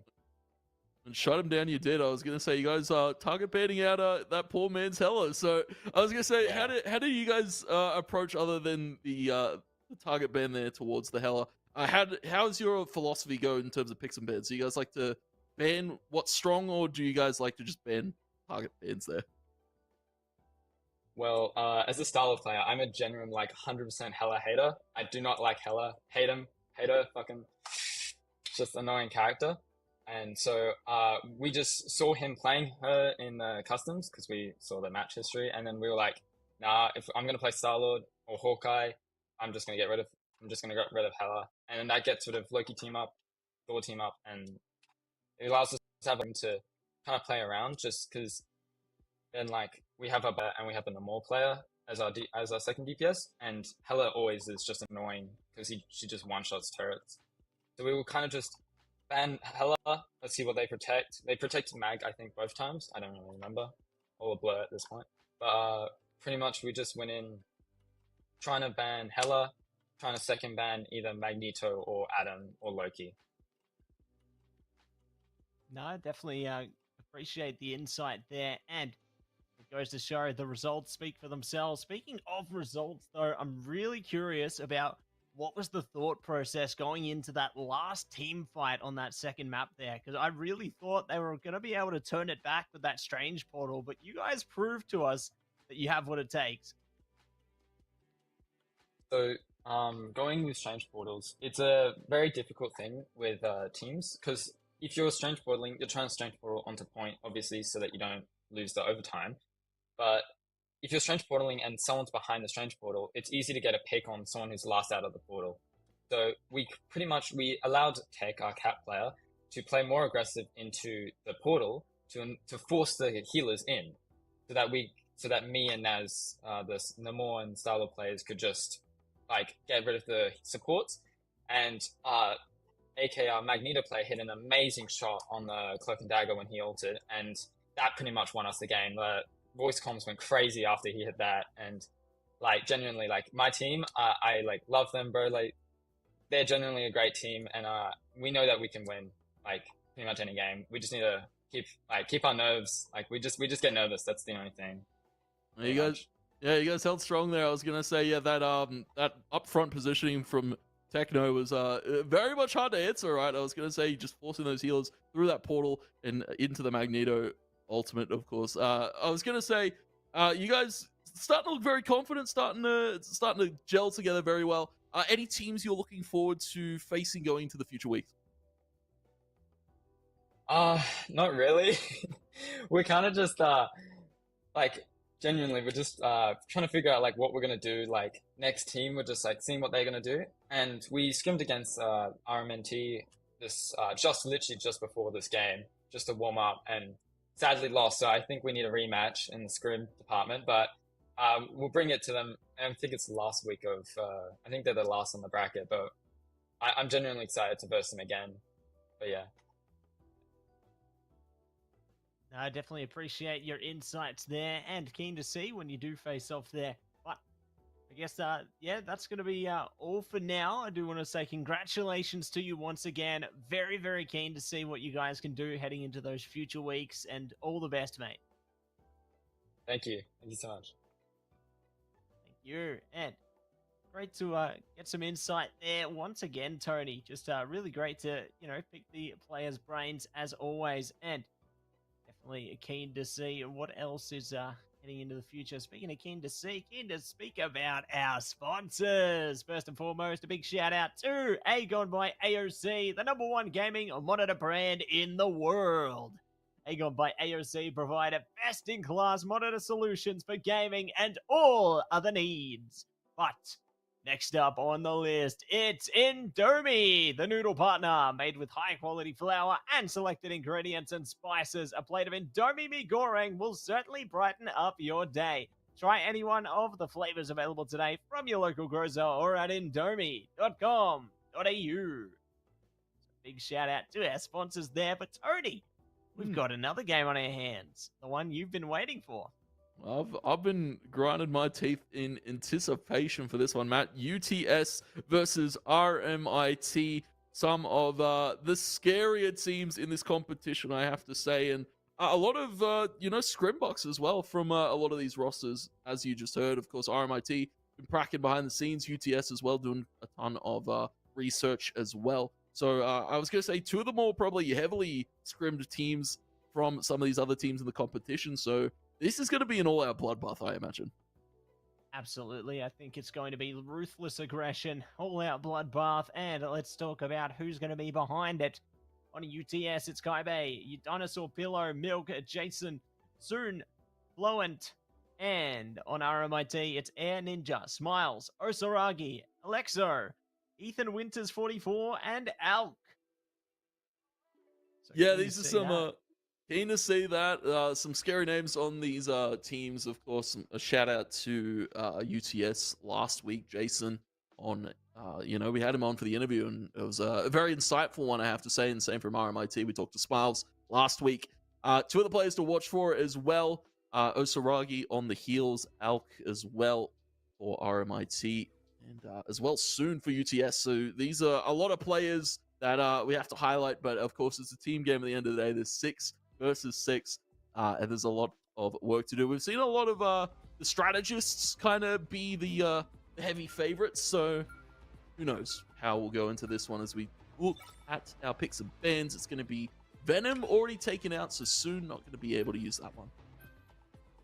No, not going to be able to use that one, or Adam Warlock for that matter, but the pick is Luna. Coming to the show. And speaking of coming to the show, let's see who else is coming in to the show this time. Magneto going to be locked in there for RMIT.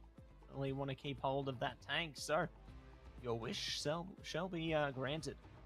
Next up, though, it's ban time. Goodbye, Groot. And one more to follow. Who's it going to be? It's a good question. I was going to say, what do they decide as the final? Yeah, on a ban, sorry. Would be potentially a Namor. They picked the Luna, ban the Namor, right? Oh, okay, the Bucky. Not a bad one. So, Adam Warlock and Bucky being taken out by UTS. RMIT taking out Groot and Venom. So, strong emphasis towards the tanks here from RMIT. Is, of course, running with the triple strategist. Hella composition.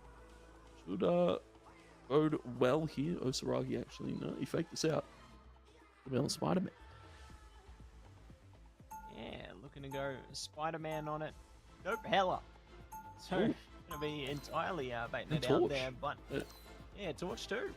We saw a Torch earlier, but it looks like there's going to be more Torch coming into the fray here. Need to see how that one plays out, Tone. I think they've got a team up there too, if I'm not mistaken. 30 seconds before you attack. Yeah, team up. Definitely available there, I believe. not anymore. Oh, never mind. Oh, back to it. There it is. There it Keen to see is. how it plays out. Rocket coming into the fray as well. I don't think we've seen Rocket much at all tonight. Like, I know it's been a pick of desperation for teams at times, but The battle starts in 5. no, it's gonna be cool to see that one. Well, I know we're not gonna see it. It's the bait Nope. again, Tony. Just keep baiting me. Hook, line, and sinker. I'm just getting faked out, man. They just have to speed them up, as we'll see these teams move forward towards this first point here. We get Intergalactic Empire thing. He smiles, breaking the walls too. Just show so much front line presence with the fist coming out from Smiles. So he's just gonna take out the environment while he can. You can see both things just kind of juggling back and forth. Soon playing a little bit more safer than his opposing thing. But very spread out. RMIT kind of just allowing UTS to walk up, but as well getting out a lot of damage in the meantime. Yeah, getting out a lot of damage and really just bringing out their full potential here. You're going to see how it all goes down, and now though, and Ninja will be back for a second, and it will be a nice double down takeout here. RMIT already suffering. We're seeing how member after member just really impressed with the targeting coming from UTS here. Yeah, I'm impressed with how untouched that Namor was in that fight. Those plates just doing so much damage there to RMIT, and nothing really they could do to answer because the Hella was already taken out. You kind of, as we heard from that last interview, the turret disposal of the Hella is quite good. And he is forced back. The thing is going to go for clobber in time, and it is going to be blown as well. Popping on the Lunar Snow ultimate, keeping everybody healthy. Keeping milk on that Lunar Snow ultimate for a rainy day. Another one from Dinosaur Pillow, just picking off these people as they walk up.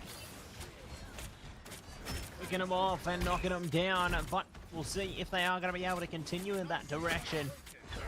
Great stand being held down here. It's clobber in time though, and the healing potential comes out. Magneto ult on its way through as well. Oh, that's a big one. No more gone with that. Traded out though. Loki's out of here, and more to follow from Jason there. Huge pick potential from this one, and they just don't stop. Kaibe getting into it as well, being forced to fall back, and they fall back to the graveyard there. Really thought RMIT might have a chance to push out of that one, but UTS just adapted so quickly. Yeah, very great adaptation there. I was gonna say the ultimate out of Hella from Jason was a very interesting call, especially in such a close range engagement, a fight that isn't too favorable. Normally you want to be a little bit more airborne as the Hella. Portal onto the point to cap it back, and it is going to be finally answered. Soon we'll be able to touch it. Fate of both worlds comes out from Alex to keep everybody healthy here from the RMIT side. Osaragi up in the air with the Hella ultimate, the Goddess of Death. Doesn't quite find any death right now. It is everybody living for the moment. Dinosaur Pillow with the slam down with the Shark. Dinosaur Pillow as well, just untouched in his backline for the moment. Just she had so much damage. Jason quite low and is going to fall there to Air Ninja. This point is still looking good. Big cap from the side of RMIT. Yeah, looking good, looking great, and need to see how they escape the fate here as Dinosaur Pillow finds a kill through. More to follow, traded back by Air Ninja, looking to hold on to this point as much as they possibly can here. Loki spotted. Bye-bye. Tries to lock in on it. The thing will get it though. Traded back again. Really good presence from Air Ninja, but eventually they do perish. And it will be that first point locked in for UTS there. So hard fought battle, but in the end, UTS pull ahead. Yeah, huge push there into just a snowball of everything for UTS. You saw that RMIT tried to back cap the point. It almost happened, but in the end, UTS coming out on top in that engagement. And first point's theirs, of course. And, well, as we've seen, a lot of snowball from some of these teams this evening, right? You cap the first point, you find a second, more assuredly find the map. We saw a little bit closer in that last one, potentially hoping for more in this one. We'll be seeing Smiles onto the Strange. We'll have the Eye of Agamotto online. We do as well have the Loki Copycat available as well for the other sides. Jason, Goddess of Death up if they need it. And I was going to say, I'm very much liking how supportive the overall team environment is here for UTS, right? You've got Flown on that Loki as well. Luna quite good at dishing out more than single target heals. So everybody really much topped up for the side of UTS as well. RMIT kind of not really able to, I guess, use that effectively on their Loki, but hopefully looking to bounce back going into this one. Meteor M up as well for Air Ninja. They're trying to take the high ground on the left-hand side, but UTS, they've taken high ground and as well on the low ground, so they've got all the space to work with. It's going to be how RMIT jump on here. That's going to be how they jump on and look to top them off here. Soon holds back there. Jason dishing out a lot of damage here. Kaibe good on Osaragi as well. Doctor Strange taking all the punishment and more to follow. The ult comes out there. Ooh, they might be able to find a bit more. They're just trying to track down those supports. Look at that laser focus there, but the impact minimized by the ult coming through. So, see what else they can find with the Eye of Agamotto up into the back line. The thing diving straight onto it, bouncing, but Luna's here to keep them in gear.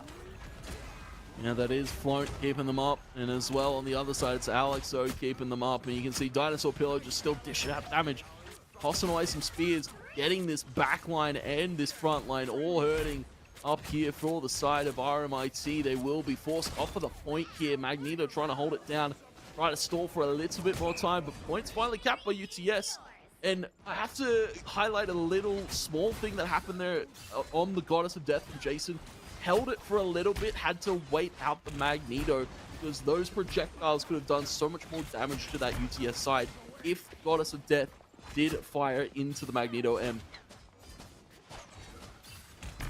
Yeah, did fire in there, and we'll see how things go down now. Disappear. Maybe they will, maybe they won't, but here goes the Magneto ultimate. Good positioning for it. Are they going to be able to lock it in? No, not going to be able to deal too much with it. So, forced back.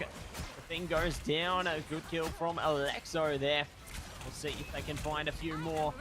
Falling back, a Luna ultimate comes out, keeping them up a little bit longer here. This is good to keep a stand, to build up more percent, because they have lost some members here, getting a bit staggered.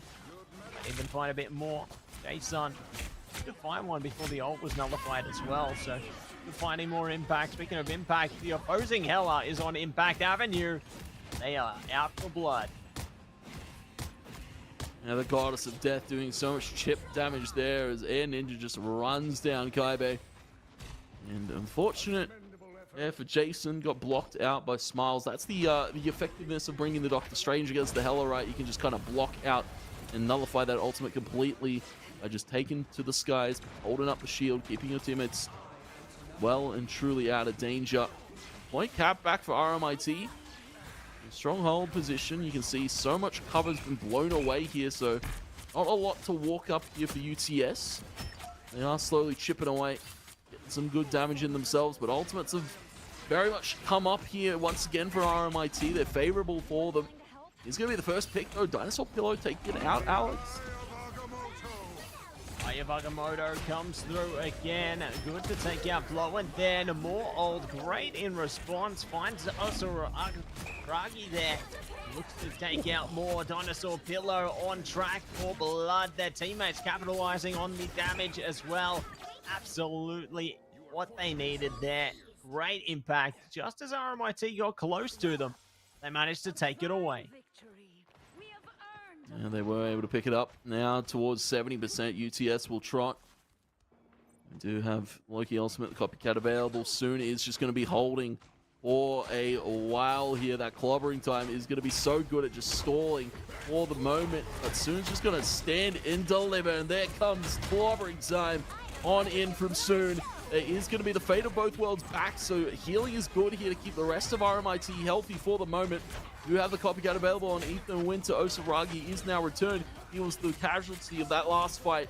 Fate of Both Worlds will go down from Float in just a second, but they're dishing out so much damage towards this front line. Strange Portal in towards the points, and it is going to be soon taken. Follow suit. It is going to be one back from Jason. The rest of this backline is getting punished as Soon holds from the front, takes the portal, and takes the opportunity here. RMIT are sent packing, and it's UTS. Claim a 2-0 here in this first map. Yeah, great start coming out from UTS there. They bless our screens with the first map victory.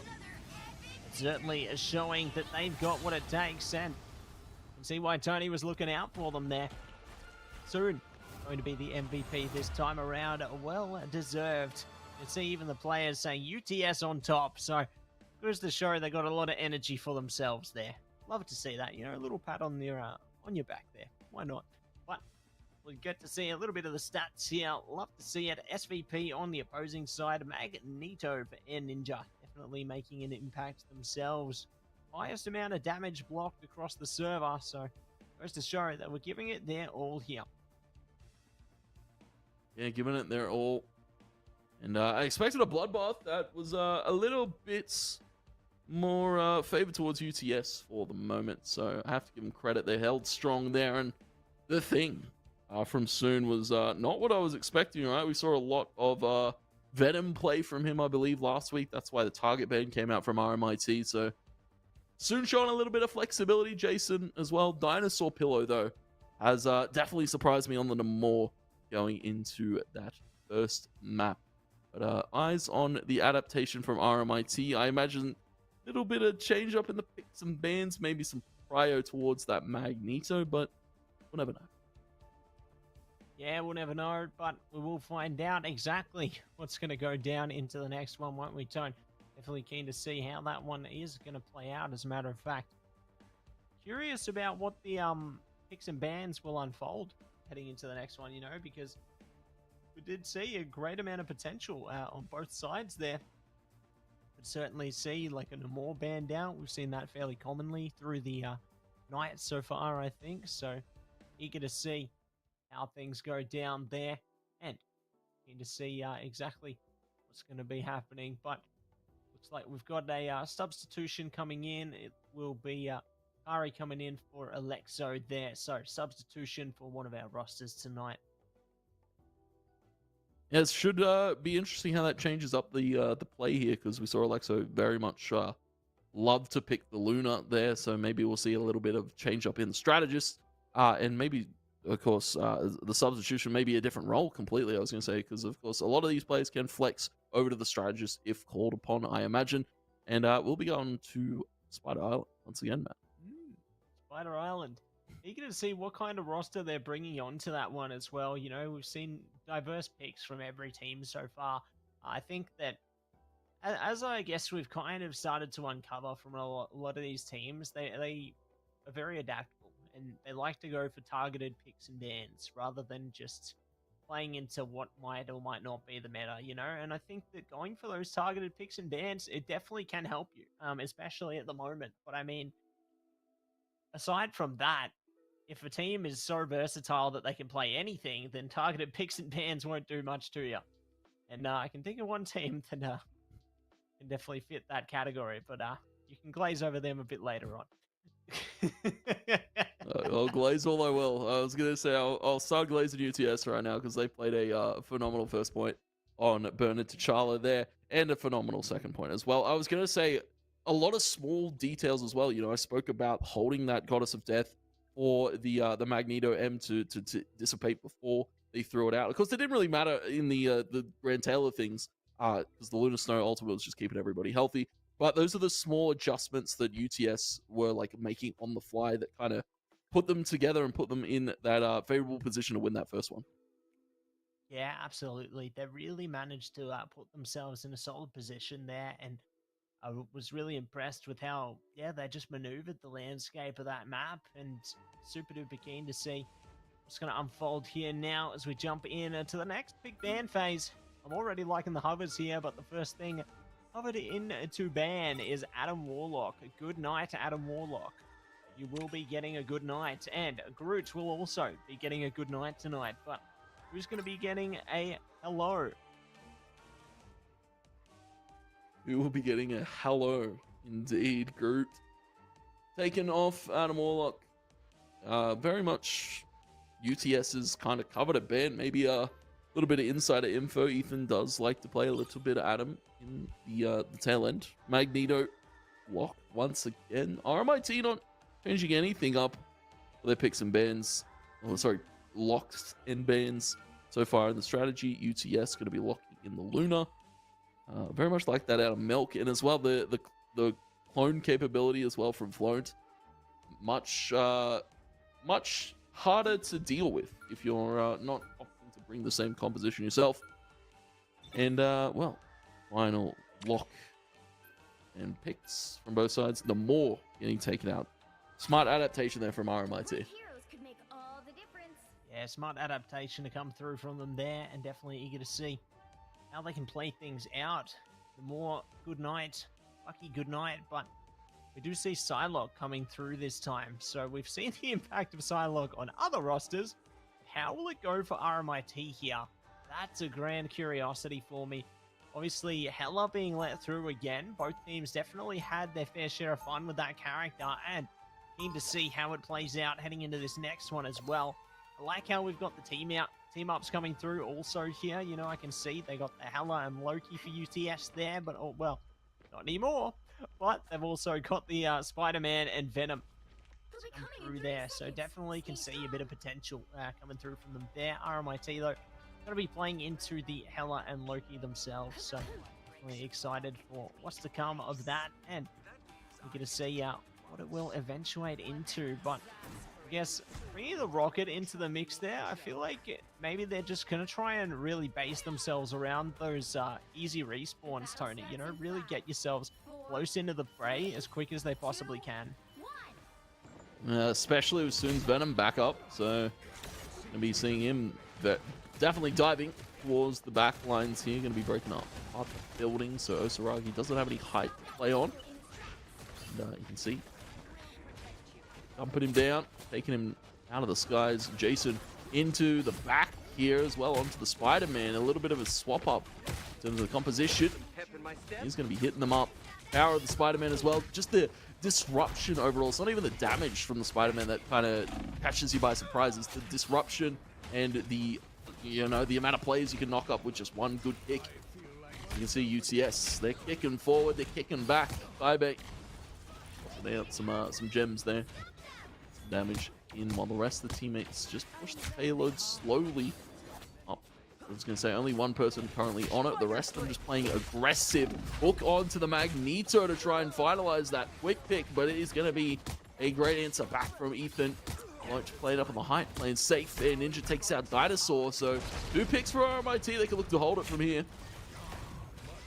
Yeah, trying to hold things down. They've got the Magneto ultimate as well. If they need to activate it, force things back a little more. Nice little fadeaway pick there. Milk News goes bye-bye. Maybe another one to follow. Spider-Man, so bouncy. Does stay alive. They take out Osaragi as well as Alk there. So definitely finding their own strengths here. But Kari going to get into the mix there as well with Smile. Still, the point hasn't been stopped yet. They keep forcing it forward. And there goes the ultimate through here. See what else they can bring from it. They have that Hela ult if they need it. Uh-oh. Here comes Magneto ult. Jumping into it. And then we'll lock it out. Goodbye, Ethan Winters, 44. And hello to that first point. UTS, push on. UTS continuing to snowball through. I was surprised. I was going to say it was only Milk, Float, and Dinosaur Pillow up really to hold that point, but seems to be able to do it. Soon, once again, still being a menace in this Venom.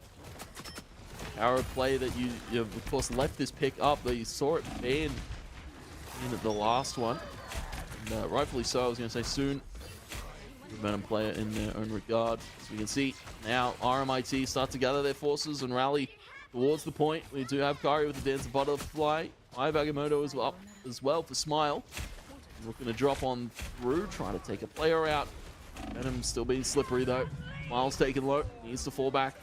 Gather to the troops and Ninja. Magneto M comes out, trying to snipe out the Loki, but that's just a clone.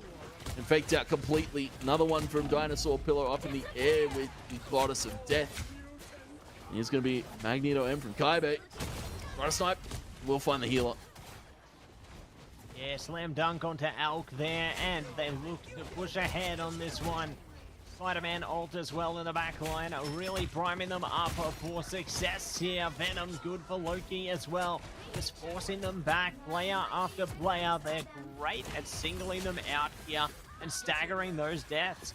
And Ninja even falling off the map there, taking them out of the equation for a while. Let's see if they can find anything else. Yeah, Kari ready with the ult as well, should they need it. Might need to activate it soon to disparage some of the backline here. Give them just a little bit of breathing room to reset, because UTS have just been taking it to them non-stop here. They're just trying to fight that good fight. Dead to the butterfly, to the back line. 23 HP, but Kari gets it off. Only able to find Milk. He's trying to dash out. Good invisibility. Gets out with 3 HP. Won't. We'll find the finalizer. Keeps the teammates healthy as well. Topped up. Jason was trying to get back out as well. He took out Osoragi. Kaibe as well. Sniping in, playing a absolute force with Magneto just being up in the fray and nobody answering Kaibe. There's so many other threats to deal with soon. We run along the walls here, looking for a good point. Dash up on in.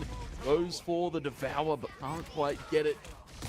Great ultimate there from Smiles the Eye of Agamotto to stop the Venom. The Lunar Snow ultimate will come out there. Speaking of ultimates, Aleki as well. Everyone's ult's coming out. As a matter of fact, everyone's just locked and loaded here. See if there's going to be another one. There it is. Goddess of Death comes out. Magneto also jumping into the ult city. Damage through. Great lock-in from Dinosaur Pillow there, supporting their teammates to get those executions.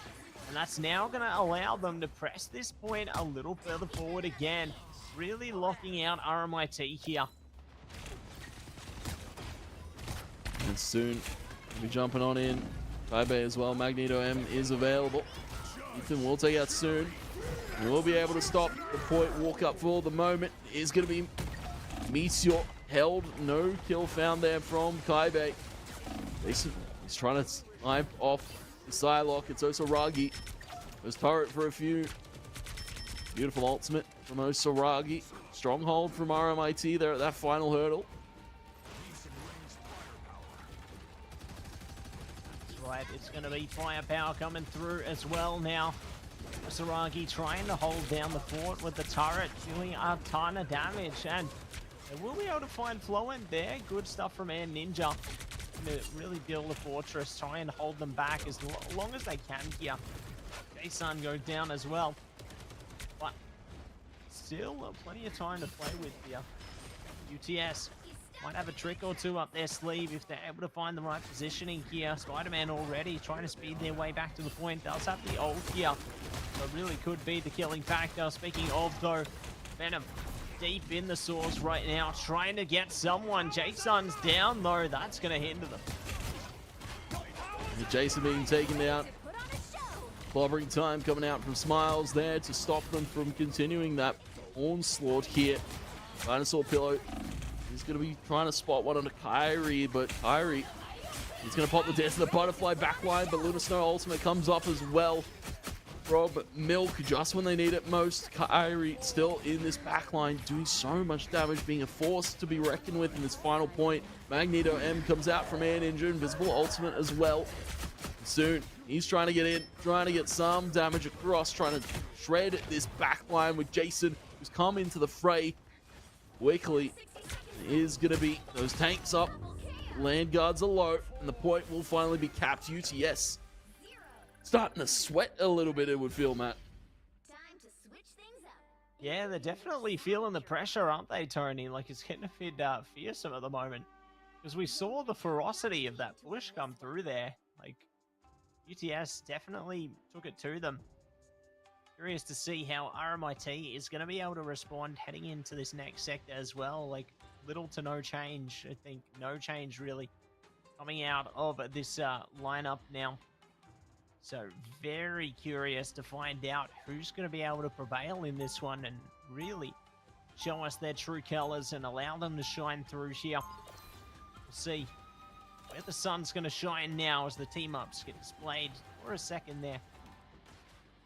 Now, preparing for action once again. Are they going to be able to unveil their true potential? 30 seconds before you attack. Get ready. That's going to be the question. 4 minutes to defend here for UTS. No, see a little bit of talk in the chat as well. Best tank OCE incoming.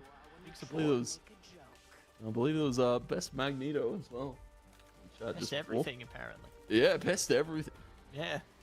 Confidence. Army night. 5, Mm. 4, 3, 2, 1.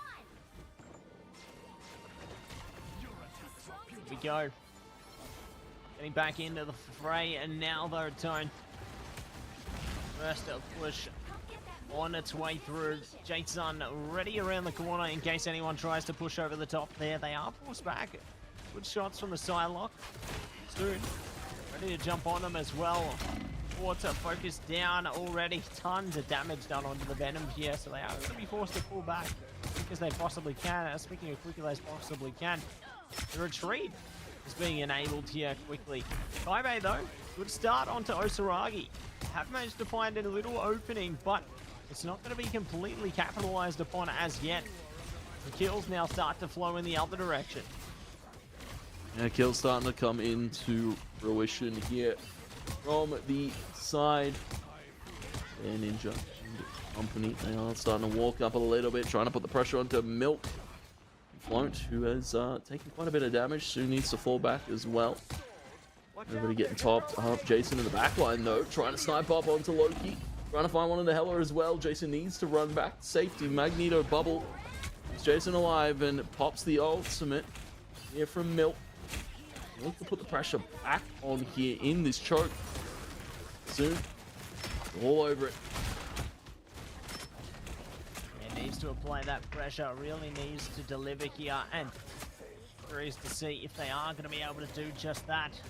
And Ninja goes down there. That's a high impact layout for the RMIT side. So need to see how they can manage to get that vehicle moving again, as the announcer said there. But we'll see. They are looking to bring to the table now. Kari goes down. Good shot from Jason onto the Psylocke. I like this position from Soon as well. No one's found them yet. They've got ult too. Good look to use that one in a second, but they just jump straight into the fray here, dealing damage for days. They won't be able to activate the shield in time, and they will perish very hastily. Good switchback from RMIT here. Yeah, great answer back from RMIT. Being just doing some good work. And tag up a few players here, Float, with that Lunar Snow ultimate. We'll be able to back off. The rest of the team trying to gather their forces back once again. Frozen Kyrie trying to get into the back line to take out the back of the strategist. And here you can see Goddess of Death coming through. Dinosaur Pillar taken out. Kaibe traded back. It's quite low. Needs to get topped up by the healers. Uses the bubble. Stay alive. And still no first point capture here yet for RMIT. They're just still kind of struggling to find the crucial picks necessary to push them over the edge here. Jason with a beautiful Spider-Man ultimate, taking out 3 players, make it 4 onto the Invisible Woman. And that is going to be UTS holding strong. Holding strong, holding tight here. Oh, wow. Good shot from Osaragi, though. That's a catch of the day. We'll be able to take out Jason. So perhaps to build up another way forward here. We'll see. Is it yet to come, though, Kaibe? Duck trying to hold up the front line. The damage is outweighed the heals. Not for too long, though. Loki will be able to keep them up a while longer. But my word, that got dangerous. Dangerous, though. Jason's down again. Kaibe does have the ult available if things get a bit sticky here. Speaking of, Alk going down as well. Really finding those openings they need to, dispelling as some of the enemies here.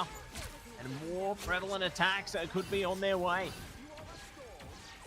And more prevalent attacks, but it is going to be hold here from UTS. Not even a first point capture for RMIT. And that's the power of the Loki Lunar map that just so much heals, so much Lunar Snow ultimates coming out. You hate to see it as well. Stronghold from the tanks as well. Kaibe, well-deserved MVP. Some impressive play on the Magneto. It wasn't like, you know, crazy on the Meteors, right? But it was still sustained damage being held out there by Kaibe. Some great bubbles to stay alive when you thought he was just a slither away from dying. And well, for RMIT, they looked a little bit more doable there in that second one. Yeah, I got to agree with you there, Tony. I feel like they definitely started to lock in a bit more, especially towards that second map there. You know, I felt like things were getting a bit better for them, but unfortunately, they just weren't meant to be in the end there. You know, they unfortunately were taken down by the Titan. And it was certainly an impressive matchup, as to say the least. But Tony, very excited to see what's to come heading forward as well. You know, I think we've got some great matches on their way, but we're going to hear more about this one right after this break.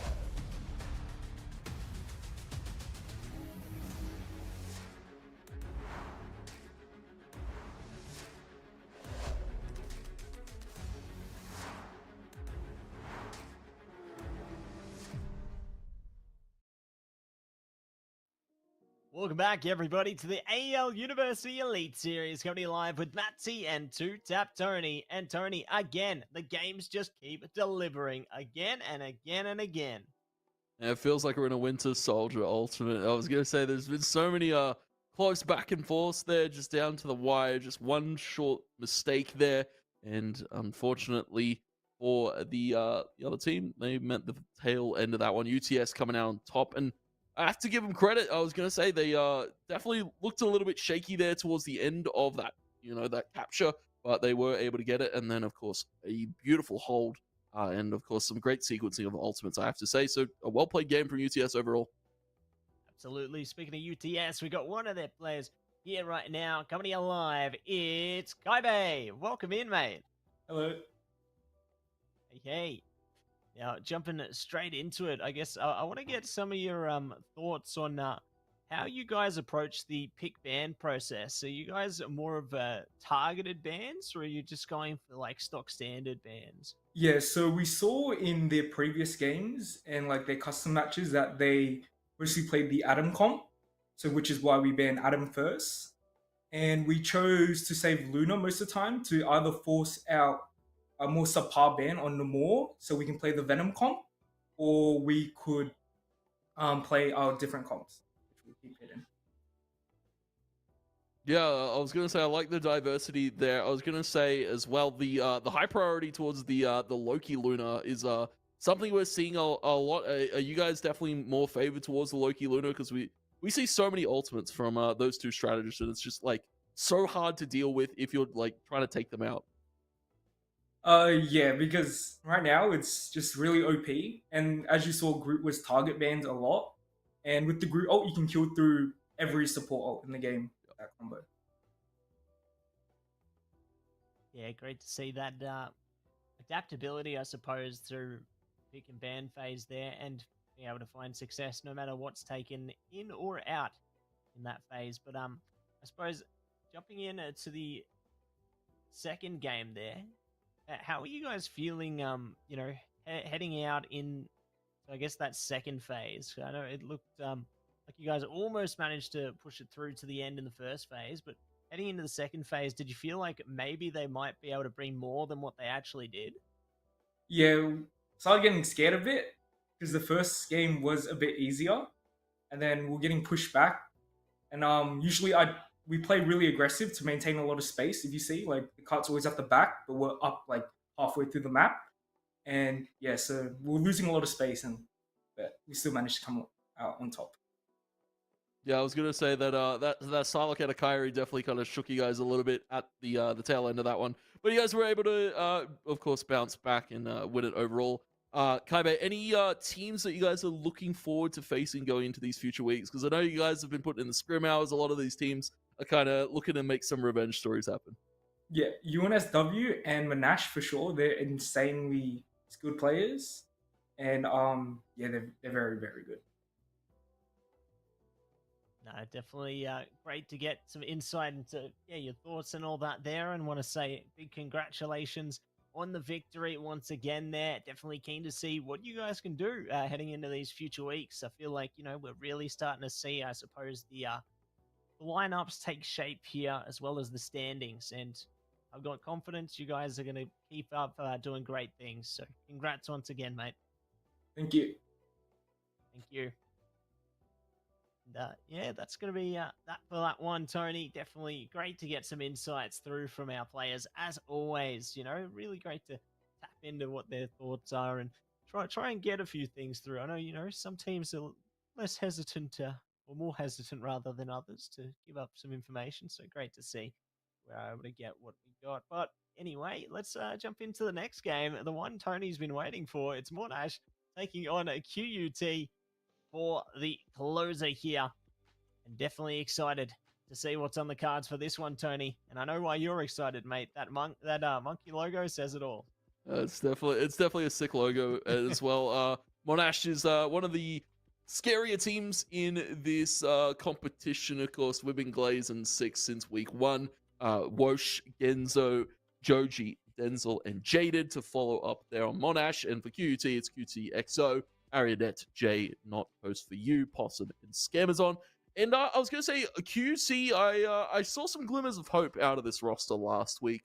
QTXO, definitely some good play out of them. Scammers on as well.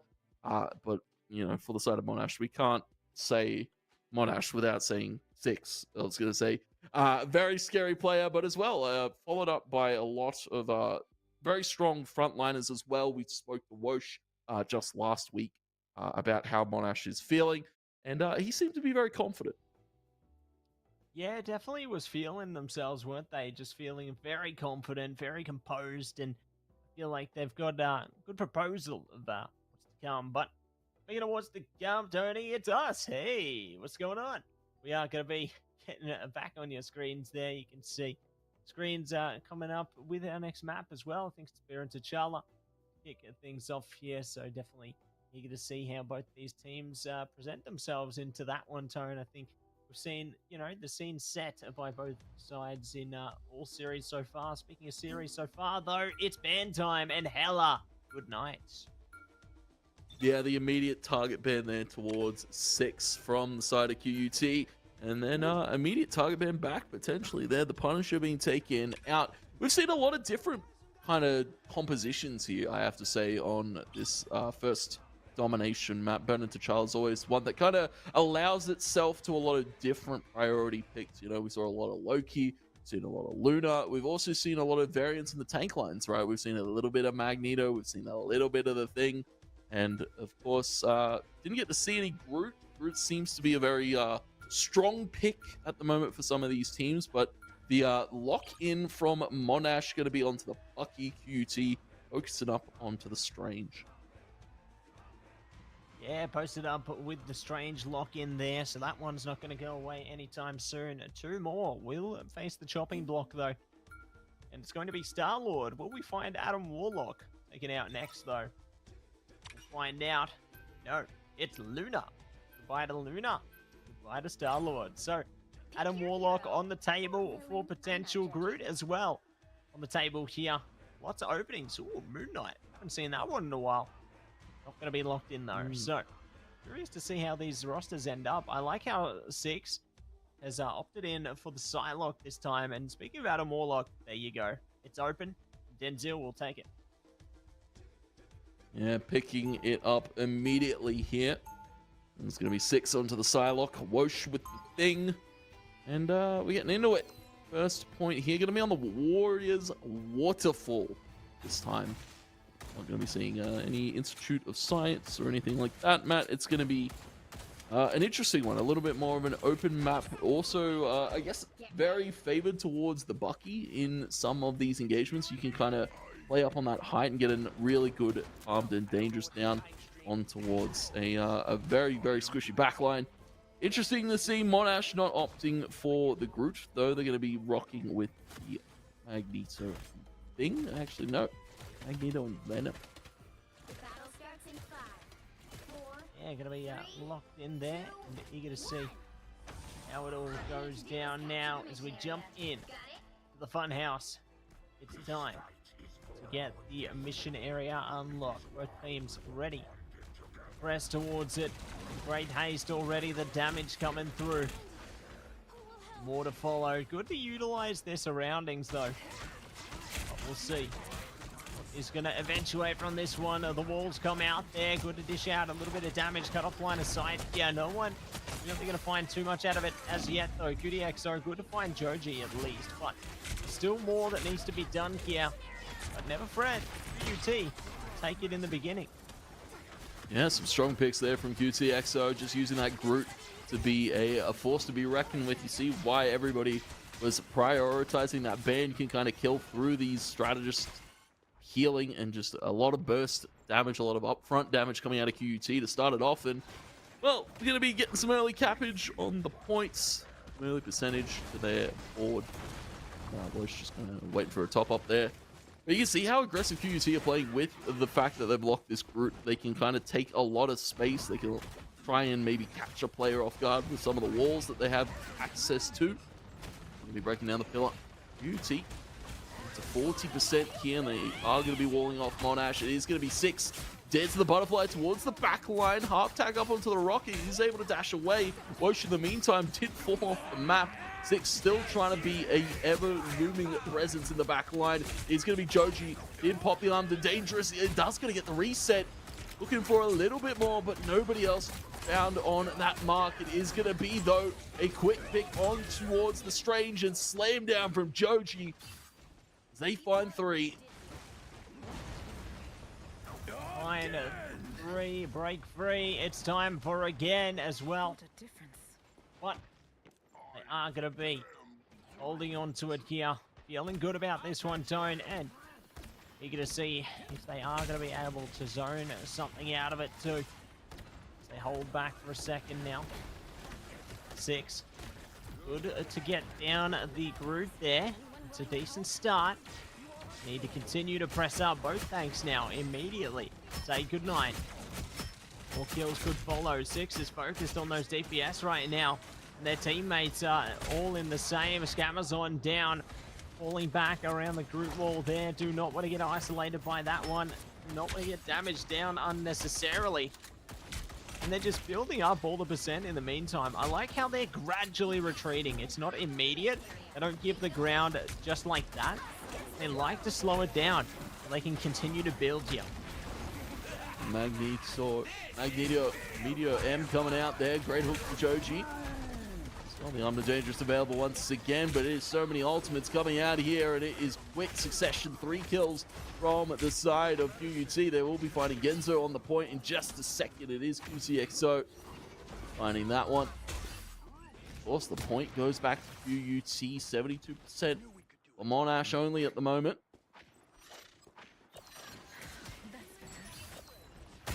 Yeah, looking good for the moment there, Tone, and they look even better. Both teams now neck and neck in the percentage department. And eager to see who else is going to be able to find something here. They've almost got it. Indeed they do, but it's time for the ults to come out. Great eye of Akamoto there, locks them down for a second, but they're not locked out. Damage is not coming. Ooh, almost dangerously close to get knocked out there, but not today. They still hold on, and WhatOCE trying to push into them. 6, good for a bit of damage as well. The trades are there, but are they going to secure more? Find their flare here. It's all up for it. Biter Strange are looking for more. 6 is locked in again, hunting them down. And their teammates wanting the same. 5 kills consecutively. Now onto the Groot again. They take them apart piece by piece here. And this is a perfect recipe for a staggered team. And potentially a first point take here. The teleport comes through, but it's not quick enough, Tony. Oh my gosh. Oh my gosh. Unfortunate there, QUT. You don't get the Hail Mary ultimate that we've seen from all of these other strangers, right? Just when they need to get onto the point, it comes in so clutch. First point, Monash, but QUT made him work for it, Matt. I have to give him credit. Very much liking the triple strategist out of them, the Invisible Woman, the Rocket, and the Cloak as well. Strong front line with the Groot Strange, and of course, Scamazon on the Bucky. Monash, though, it was a, it was about Joji, that first point. Very much liking what we're seeing out of him on the Winter Soldier. And as well, front line looking good. Heals. Overall, Monash. Nope, picking that one up a little bit closer than they probably would have liked. So I imagine we'll come into this next point with a little bit of confidence and maybe looking to expend their muscles a little bit deeper now. Yeah, looking to expand their muscles here. Looking to do much, much more, Tony. As we get into the next sector now, it's time to press up, break the walls down, and put your enemies in front of you. Joji, good start there, takes out the Storm on Scamazon. Looking for more around the bend as well. They're focused up there, spotting them out. Tiptoeing away, and Monash building up that early percentage. They've locked it in. And they've found a Cloak there just off on the other side there from their team, and it will be a quick one from Joji. Popping in for the Armed and Dangerous. Will go again. Joji sends them packing. all ready to start it off. QUT losing so many members. It's just unfortunate, right, that Jalen kind of got pushed down towards that low ground. Really couldn't get back up onto the heights. Scammers now swapping over to the Storm. Going to be an interesting one to see coming to fruition here. A little bit more space trying to be gathered back here by QUT. But Loki, Ultimate, and Invisible Woman keeping them healthy for the moment. Group pulls them in, but nobody's falling here. So much sustain is coming across. The Magneto M isn't going to quite find anything there. Great ultimate from Scammers on the Hurricane coming through. It will be QUT slowly trickling these players out and slowly ticking back at the point in their favor. Yeah, slowly but surely composing themselves, putting it back together. QUT gonna be happy with that one. We'll see. They will be able to press this one step further though.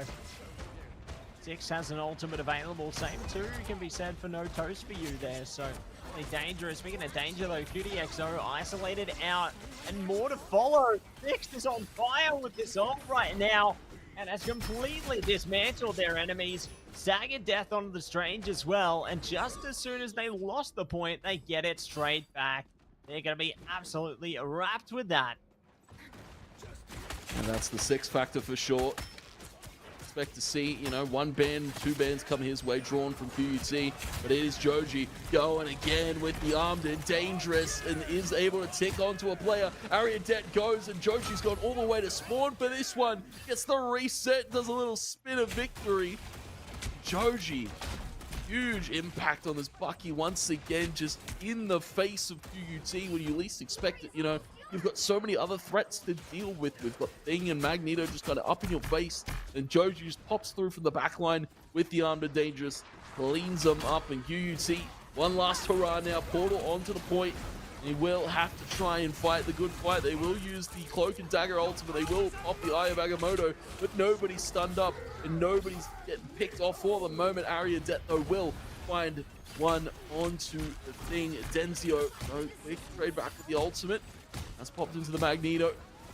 He's just trying to be a frontline presence there. Once again, Six with a dance to the butterfly. Onto two picks there. Two healers taken out. It's a third onto the Strange. Pushed away from the point, but the rest of the teammates are there to back them up. It is going to be Invisible Woman finding one on the Possum. That is QUT losing out that first and that second point. Monash 2-0 on Burnin T'Challa. Yeah, great stuff on Baron T'Challa there. Monash, lock it in for an epic victory. We saw the pacing of the point percentage go a bit back and forward, but ultimately, Monash do lock it in and will be able to take that first map.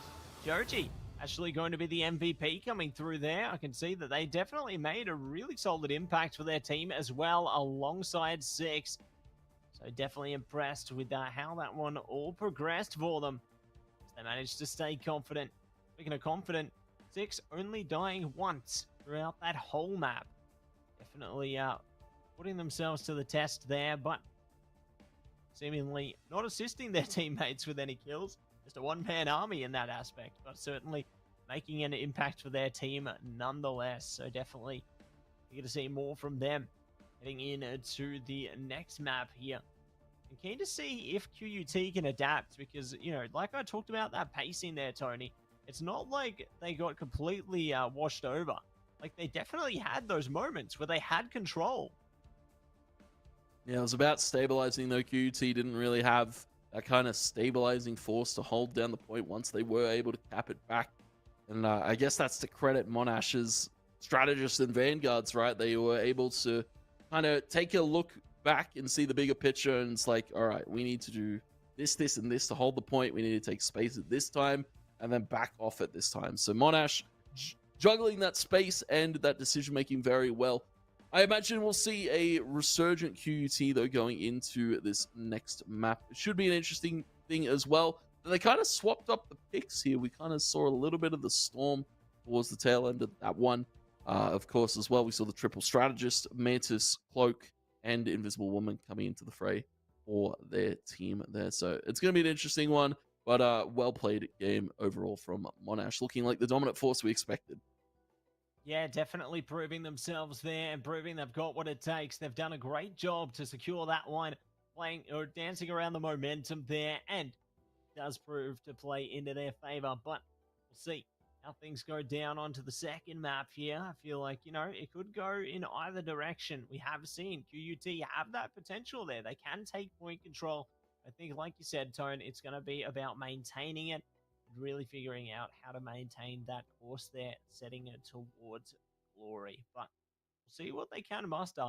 I think that obviously they did see, a bit of a target ban come out there with the Hella, I believe. But as we've seen, Six can play more than just Hella. And just because you take out one character, you still have to account for others as well. That's going to be an issue that not all teams are going to be able to respond to. Yeah, not easy kind of one and done response, right? As we look at our next map, it will be Spider Islands once again, Matt. So Bernard T'Challa in the Spider Island seems to be the common theme tonight. And you can't really blame these teams. Spider Island, quite a fun one to play, quite a easy one to hold as well if you're very confident in your defense. But some of these teams have looked very dominant on the attack. We just saw UTS kind of steamroll and then looked a little bit shaky towards the back end there, but we're able to get it done in the end on that defense side.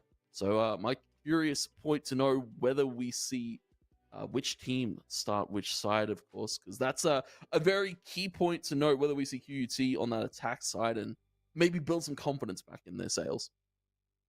Yeah, really eager to see if they can manage to reinstigate that confidence there, because we saw little bits of it, like heading into that first map. We definitely saw pieces of it come through when they were able to build percentage, but they need to really make it shine like a supernova if they do want to try and take some further control here. So if they are able to reassess, re-engage here into map 2, we could definitely set sail towards a course of a map 3, but it's really a tough one to call, isn't it, considering how much power they were able to bring on the other side of things here, Tone. So definitely eager to see what they're going to be able to progress with here. And I suppose, diving further, what the picks and bans are going to look like this time, because we saw what they were able to still achieve with the Psylocke locked in there, and they were really able to do so much work. But, it's not just Six who's making the impact, right? We saw their teammate, Joji, I believe, was able to get the MVP because they made a pretty solid impact themselves. Yeah, definitely some good MVP performance out of Joji, and I believe we just have word from production. QUT will be subbing out Aria Debts, and we'll be getting Cheezel 2 in for this next one for QUT. So a little bit of a swap up here as well, potentially in the picks. Of course, we talk about the very much the stand-ins and how they can kind of change up a team's momentum. But yeah, Aradet out and Cheezel now in. Should be interesting for QUT, as we said, whether that brings kind of a new light to this roster that we haven't quite seen. Yeah, I feel like we can see the light surrounding them there. They might even be able to have that light shine through, but don't be afraid of something new, I suppose, and that's exactly how you want to be on the side of Monash there. Don't be afraid of something new, especially with subs coming through, but we'll see how they are able to respond to their opponent's sub there. Who knows? I don't think they'll be too phased whatsoever. Speaking of not too phased, though, definitely keen to see how QUT respond after subbing in there, whether they're going to be a reinvigorated roster. Maybe this is a great little power play for them, kind of get the hype man through, the TwoTapTony of the squad, for example. But who knows? Yeah, who knows? And of course, whether we see target bans once again, because we saw immediately Six's Hella getting axed out of the server. I guess he's kind of expecting it, right? He is the storied player in this roster, so you expect the target bans come to his way from QUT and every other team that versus them. But it's, I guess, a good sign that he's able to play a lot of different things. Normally, a lot of these players that have that come up to greatness are kind of one-trick or two-trick players that, they don't have that flexibility that somebody else might as well at that top level. So it's good to see some flexibility from Six, I have to say, give him credit there. And as well, the take line. I don't believe we got to see a lot of the thing from WotOCE last week, so very much liking that adaptation as well out of the side of Monash. But QUT stand in and a substitution for this next one should be a change up in their roster. Whether we see some flexibility come out of them, we'll get to find out, of course, as well in the picks and bans. What we will see. That's right. We will get to find out in the pick ban phase what we are going to be able to see here, Tony. I think it's definitely going to be pretty quick to the mark here. Speaking of, Groot is on immediately. So great to see that one come through there. Eager to see what else is going to come out into the fold here. 6 already hovering over Psylocke, expecting a Hella ban to come through. No, going to be Bucky banned out this time. So certainly could lock in the Hella should they choose to. We'll see what their opponents look to go for first, however. They just ponder on their options a while longer. See exactly what they want to secure without any contest. It's Luna. Good to pick that one up there. Not going to be worried about that getting banned out whatsoever. Now in the same token, Monash's turn. Yeah, Monash's turn to kind of find what they want to take off the table. Lock in for the thing. It's a little bit of an interesting one. A little prioritization, maybe. You know, it's, I was gonna say WotOCE maybe had a little bit of fun on the thing. Final ban potentially here for Monash. Could be seeing the more taken out is Luna, Lock, QT. Where we see this final ban, is it going to be towards 6, or do we see it sway towards Joji? We have seen the Bucky, of course, already been taken out, but I imagine Joji as well, pretty flexible DPS player. So this last ban in hot contention from QUT will be the Hella. Yeah, going to be taken out there, so definitely not allowing that one through at all. They don't want to deal with 6 playing that one. 6 just going to stick it out on Psylocke though, but in saying that, Scamazon bringing out Psylocke as well. So it seems Psylocke in to this match here. Speaking of locked in, Mr. Fantastic. Interesting hover coming through there. Might see the team up with the thing. Did see that one picked out to stay into the fray here. So could be a possibility, Tone. And looks like possibility is going to see the light of day here. There we go. They've locked it in. Mr. Fantastic coming into the mix. We don't see that one too much, but today, now is the time. The time we get to see it all dappered up in the suit too. Unfortunately, no cloak and dagger. Or invisible woman. So, it's going to be interesting.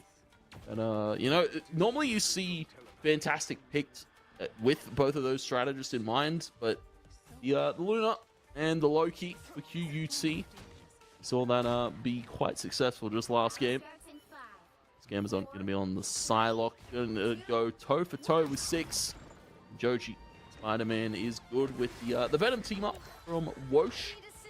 Nothing all too crazy changed up from Genzo, though. Really, realistically, always need a Magneto in a map like this. And Joji's already found a pick onto Possum. That's the Luna. Take it out.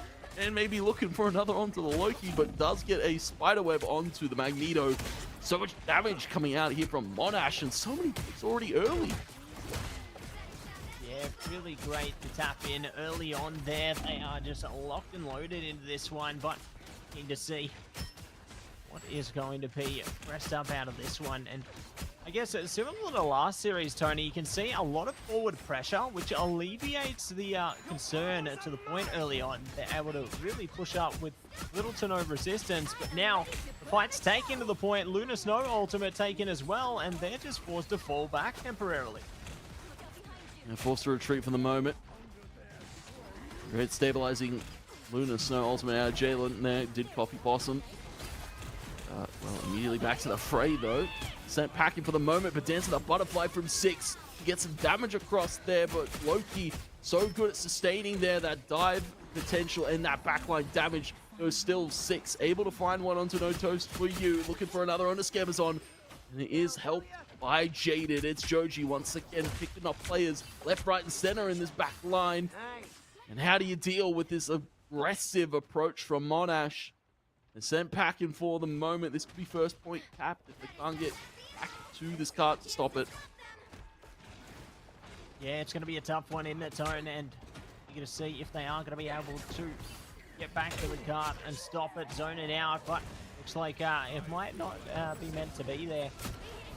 They will see the point. Reaches first checkpoint. Spider-Man ult coming out from Joji as well. Kills locked in across them. Scamazon good to jump into the ult as well. However, grand response. They will be able to destabilize some of the lineup, but since they took out the point already, it only delays them slightly. Delays them a little bit. Ultimate against the butterfly was used by Scamazon in that last engagement. Joji, another pick. Both of the more frontline players, UTXO and Not Toast for You, taking out Joji, looking for a quick peek there towards the back line. A follow-up as well from 6 with the Dance of Butterfly. And it is looking to put the pressure on once again from Monash. Just when you thought they were starting to falter a little bit, just when you thought QT were back and ready. Yeah, sent packing once again. Yeah, sent back to the drawing board there. Perhaps need an eraser. Try and rub it out and see if they can figure out a new plan here. But speaking of plans, here's Wosh straight onto them. Up high, down low. They flow and will get them kills through again. 2DXO down, Magneto ultimate coming out as a result there. Good response, a Luna for Luna. They lock in on this one. We'll see what else they are going to be able to lock into here. Cheezel. Oh, so close to the Mantis there, but they will get caught in consequence. Yeah, very close there. Denzel was able to live for quite a little bit there. But, well, strong, valiant attempt there on the fight. QT just kind of stalling the time a little bit here, but Joji, he gets the hook onto the Penny as they're coming across. Great kill there from Joji. He's going to be QT down a member and down a defending force there, and another hook trying to scam us on into the hole. But of course, the mobility out of Psylocke able to help with the Spider-Man ultimates in. Joji for 2. Just absolute showmanship out of Joji right now. And you can see Jalen put under fire, put under pressure. Is going to be 6 as well. The Dance of the Butterfly to the back line. Monash are not taking their foot off this gas. Yeah, never fear. I'll soon reach the Weaver. We'll see if they are going to be able to press up into it. Here comes another one. It's Punisher. Trying to see if they can stop them. Same at 2 with Scamazon. So close yet so far. They fall back for a second here. They're ready again, but 6 is ready as well. Prepared, almost over the line here. QUT holding on by a thread, and that thread is so close to being cut. Just like that, they push it over, and it's gone the distance, Tone, with time to spare. Yeah, time to spare 3 minutes. That is a dominant, I believe, one of the more dominant attack sides we've seen out of a team on Spider Island so far here. And of QT, you know, a little bit of an adjustment. Cheezel 2 coming into the roster, and you know, it's definitely showed a little bit of flair, but it's still looking very dominant for Monash at the moment. And of course, they're not going to change anything. The composition works. The composition works. Venom on the defense. Why not? Why not? If it works, it works. If it ain't broke, don't fix it. And we need to see how it all goes down now. They jump in, preparing themselves for action once again. Need to see what will be lying in wait for them. Curious to see how Monash are going to perform onto the defense here as well, whether they can bring that same energy we saw on their attacking side to really force their opponents back. Or if they approach this one an entirely different way. All going to be up for questioning. Big dance coming out from Wosh there. You can see they are vibing right now, Tone. Big energy, big love.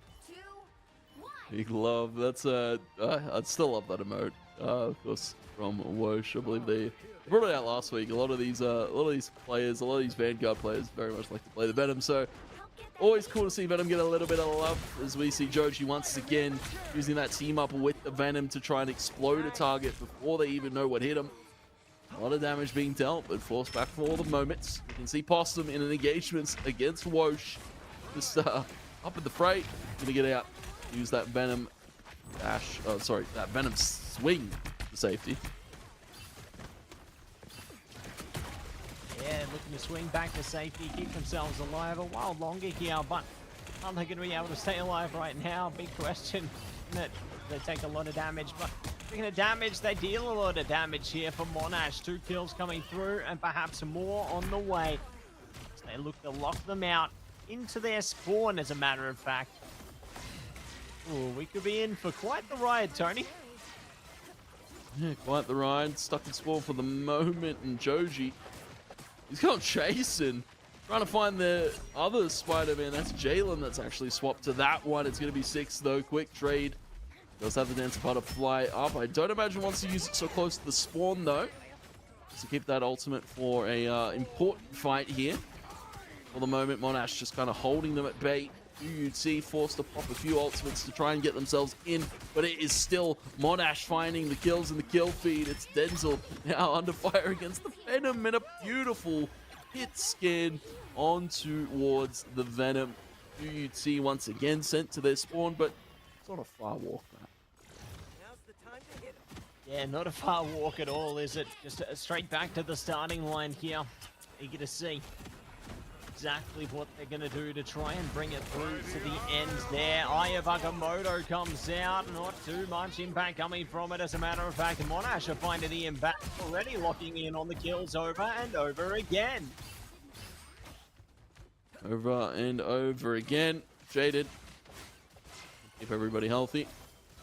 And nice dance to the butterfly there from the follow-up as well from 6.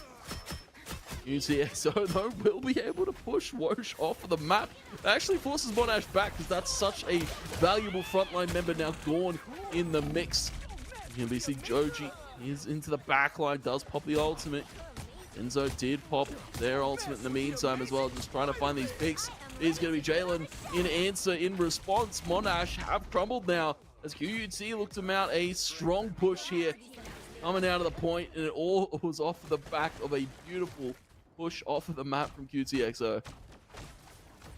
Absolutely, really just delivering results there. Bringing their team back into the fold exactly as they need to. And good to see if they are going to be able to continue in this direction. Try and find a way in towards that first point. Otherwise, Monash will be able to lock them out. Speaking of already, Wosh straight onto the back lane there. Ult comes out, trying to deal a bit of damage. Joji actually goes down in the meantime, though. That's one of their impact fraggers here. They're definitely curious to see what's going to come of that. 6 says goodbye to Jalen. Maybe more could follow up. Scammers on, ready and waiting. Ooh, the damage is locking in, but the ult locks in from 6 there. Not able to find the kill in this instance, but they certainly hunt it down. Oh, what a freeze. Perfect timing. Yeah, perfect play from Possum.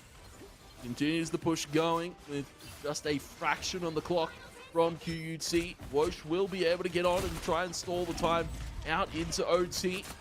Wosh will be living for a little bit longer. 6 finally finding Possum. The revenge kill coming out, and Ayabagamoto in return for Cheezel is able to pop onto the point for just a little bit. But Joji, 6, combining for a few more kills, and it is all she wrote. The portal isn't going to come out. QUT, there's nobody to touch it, and it's Monash in dominant defense. We'll be claiming a 2-0 victory this evening. That's the way it goes. 2-0. Incredible stuff. I'm keen to see what our thoughts are going to be at the conclusion of that one, because that was certainly something. Speaking of something, though, 6 MVP this time around. Great stuff from them on the Psylocke. Like, mate, the results speak for themselves. 1 death last game, 0 this game, Tony, and 37 kills. Holy guacamole. Yeah, Definitely playing to a success. Yeah, played to a success. We pray to the Church of 6, I suppose. A little bit of glaze once again, but I have More to to give come. credit to Joji. I was going to say he played super well this series. Definitely the standout for me. You know, MVP to 6 for that one, but overall the series, I have to give credit to Joji, right? Playing two different styles of DPS, you know, a little bit more stagnant in that first one with the Bucky, but then once he got into the Spider-Man, unleashed, flying into the backline, picking off supports, doing all of this disruption that QUT weren't able to answer. And unfortunately, the target bans, they were good. You know, you took away the Bucky, you took away the Hela from Monash, but they can play everything, man. It's rough to see QUT bow out in that one. Some small signs of life here or there. You know, the DPS looked a little bit hot and cold. Tank line wasn't too bad, but overall it just kind of fell apart. Monash just looking very dominant in this second week. Absolutely. Just really bringing up the vibes, bringing up the pressure. Like, you could tell that they knew exactly what their strategy was, and they knew exactly how they wanted to achieve it, their tone. So it was definitely a great journey ahead of them there. But tonight's journey comes to an end for them as they do take away that victory. Certainly keen to see how things will go down heading forward into the future. Speaking of the future, let's just talk about the now. We have right here, right now, it's Joji on the line. Welcome in. Hello. Hey. Great match from you guys once again. And I got to say, it was quite the spectacle. I'm just at a loss for words. But speaking of words, I was thinking to the first game, how I saw that your opponents like tried to go for a bit of a target ban for towards 6 there, but I feel like they discounted you, and you certainly proved them wrong, didn't you? Yeah, they definitely do. We talked about this a lot in scrims. Our character pool across both of our DPS players are honestly quite large. So if they want to have, I guess, a proper game, they'd have to target ban our Bucky and our Hela.